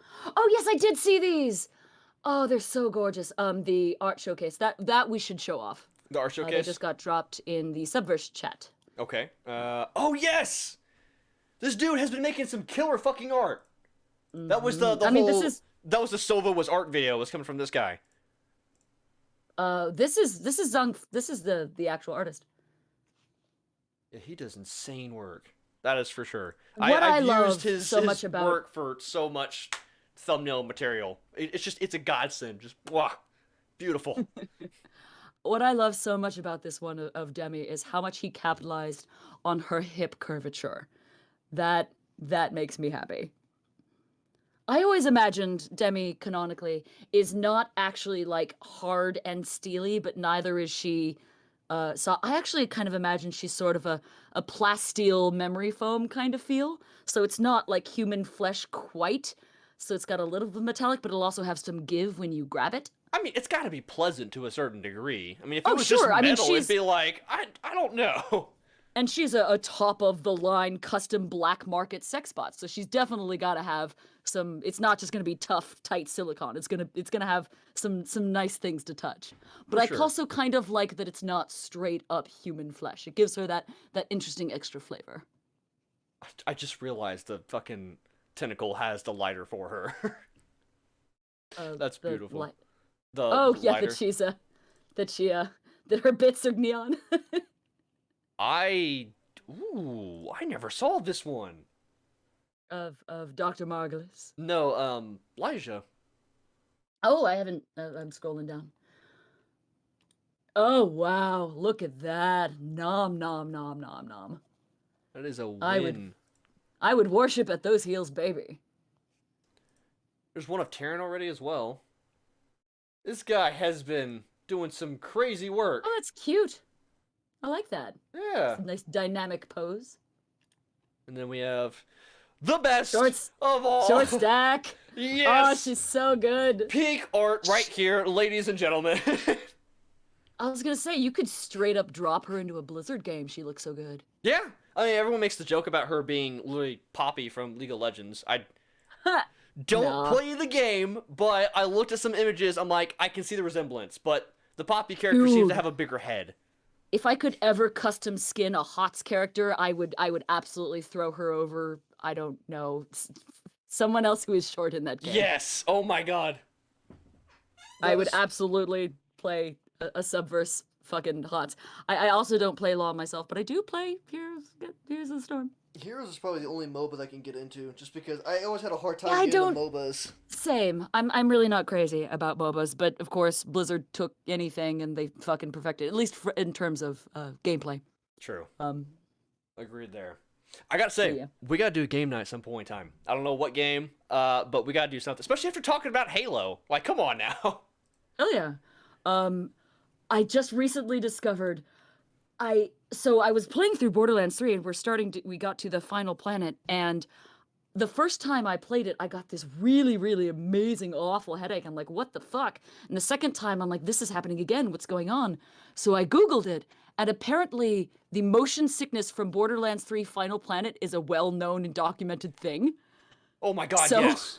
I didn't know. I had to stop playing Borderlands 3 halfway through, which sucks because I grew up playing Borderlands, loved the franchise. The second one I played to death. The third game, I couldn't finish it because I kept getting sick. I am so glad that I'm not alone. It's even like in Sanctuary as well. As you get further in the game, like the frame rate, it doesn't just drop. It's so inconsistent. The game gets like this weird stutteriness, and it just makes me sick in general. And by the time I hopped on, would play like a mission, and then stop playing, and then do that back and forth. My buddy finally helped me carry me to the final mission, and yeah, the final planet also made me super sick. There are YouTube tutorials in how to tweak your graphics settings to decrease motion sickness. It's how well known this problem is. Jesus Christ! I'm glad I'm not the only one. I feel so much better about that now. It's totally a thing. And I am a coaster person. I former racer. I'm not someone who is allergic to a little bit of extra G's, but yeah, it gives you motion sickness in the opposite direction, which is to say you expect it to move, and because it doesn't, your inner ear is very confused, and it makes you feel nauseous. For me, it was only in the final planet though, so if I do it in small doses, eventually I'll be able to fix it. But yes, we will have game night some point soon. Agreed. Totally agree. Okay, Mickey finally got the video. Here we go. Let me get the audio back working again. We'll listen to the Lumu video. But yes, game night, definitely. I know Josh and I were talking about different ideas, like Phasmophobia seemed to be something that Silky Milk liked. I'm like, I can get behind that. Little spooks. Get some spookiness in there. But there's other cool games as well. Alright, here's the video.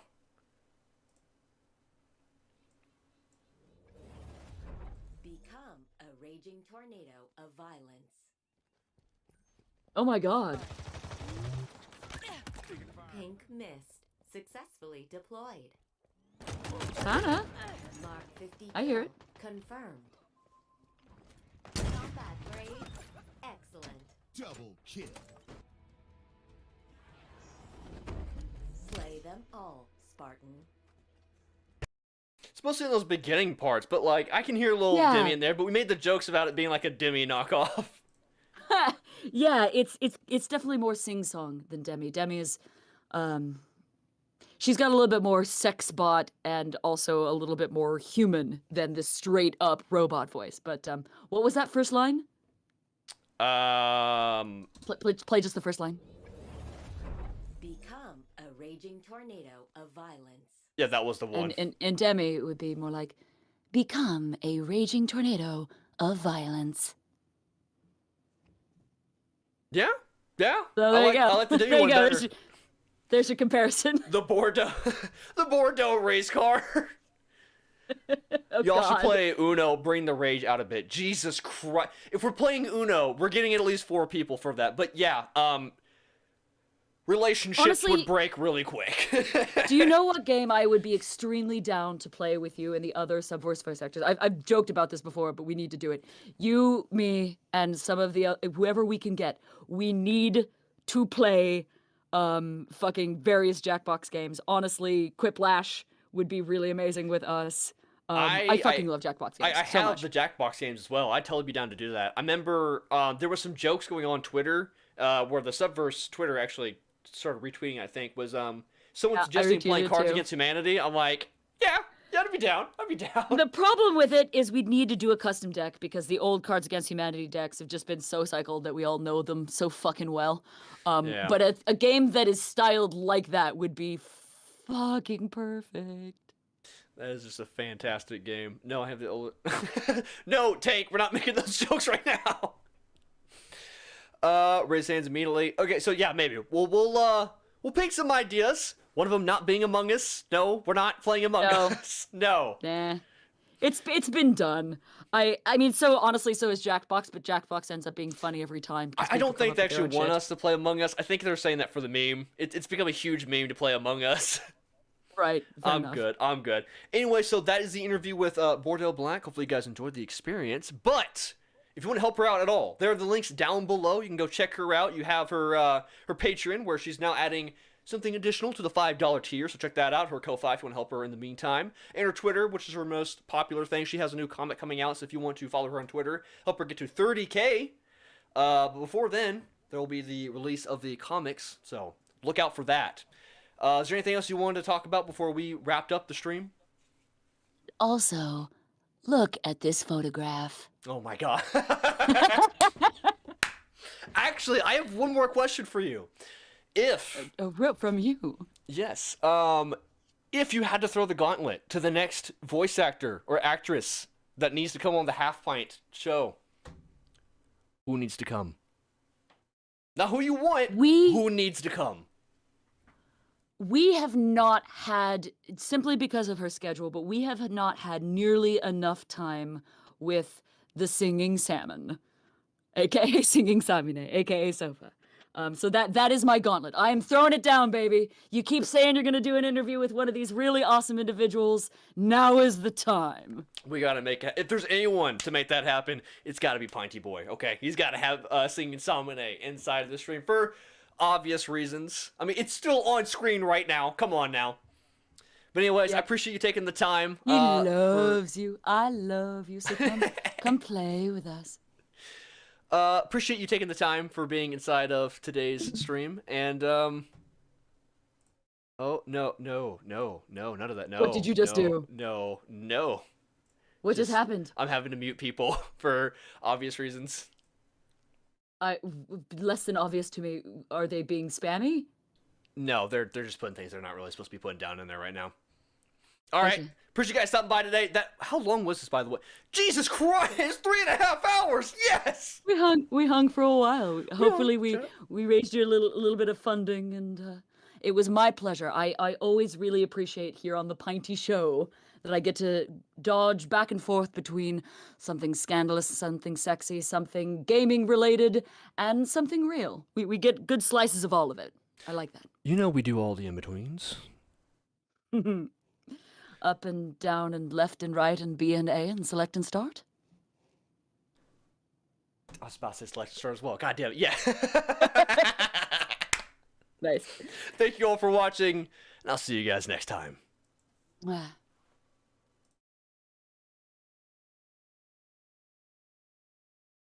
Bye.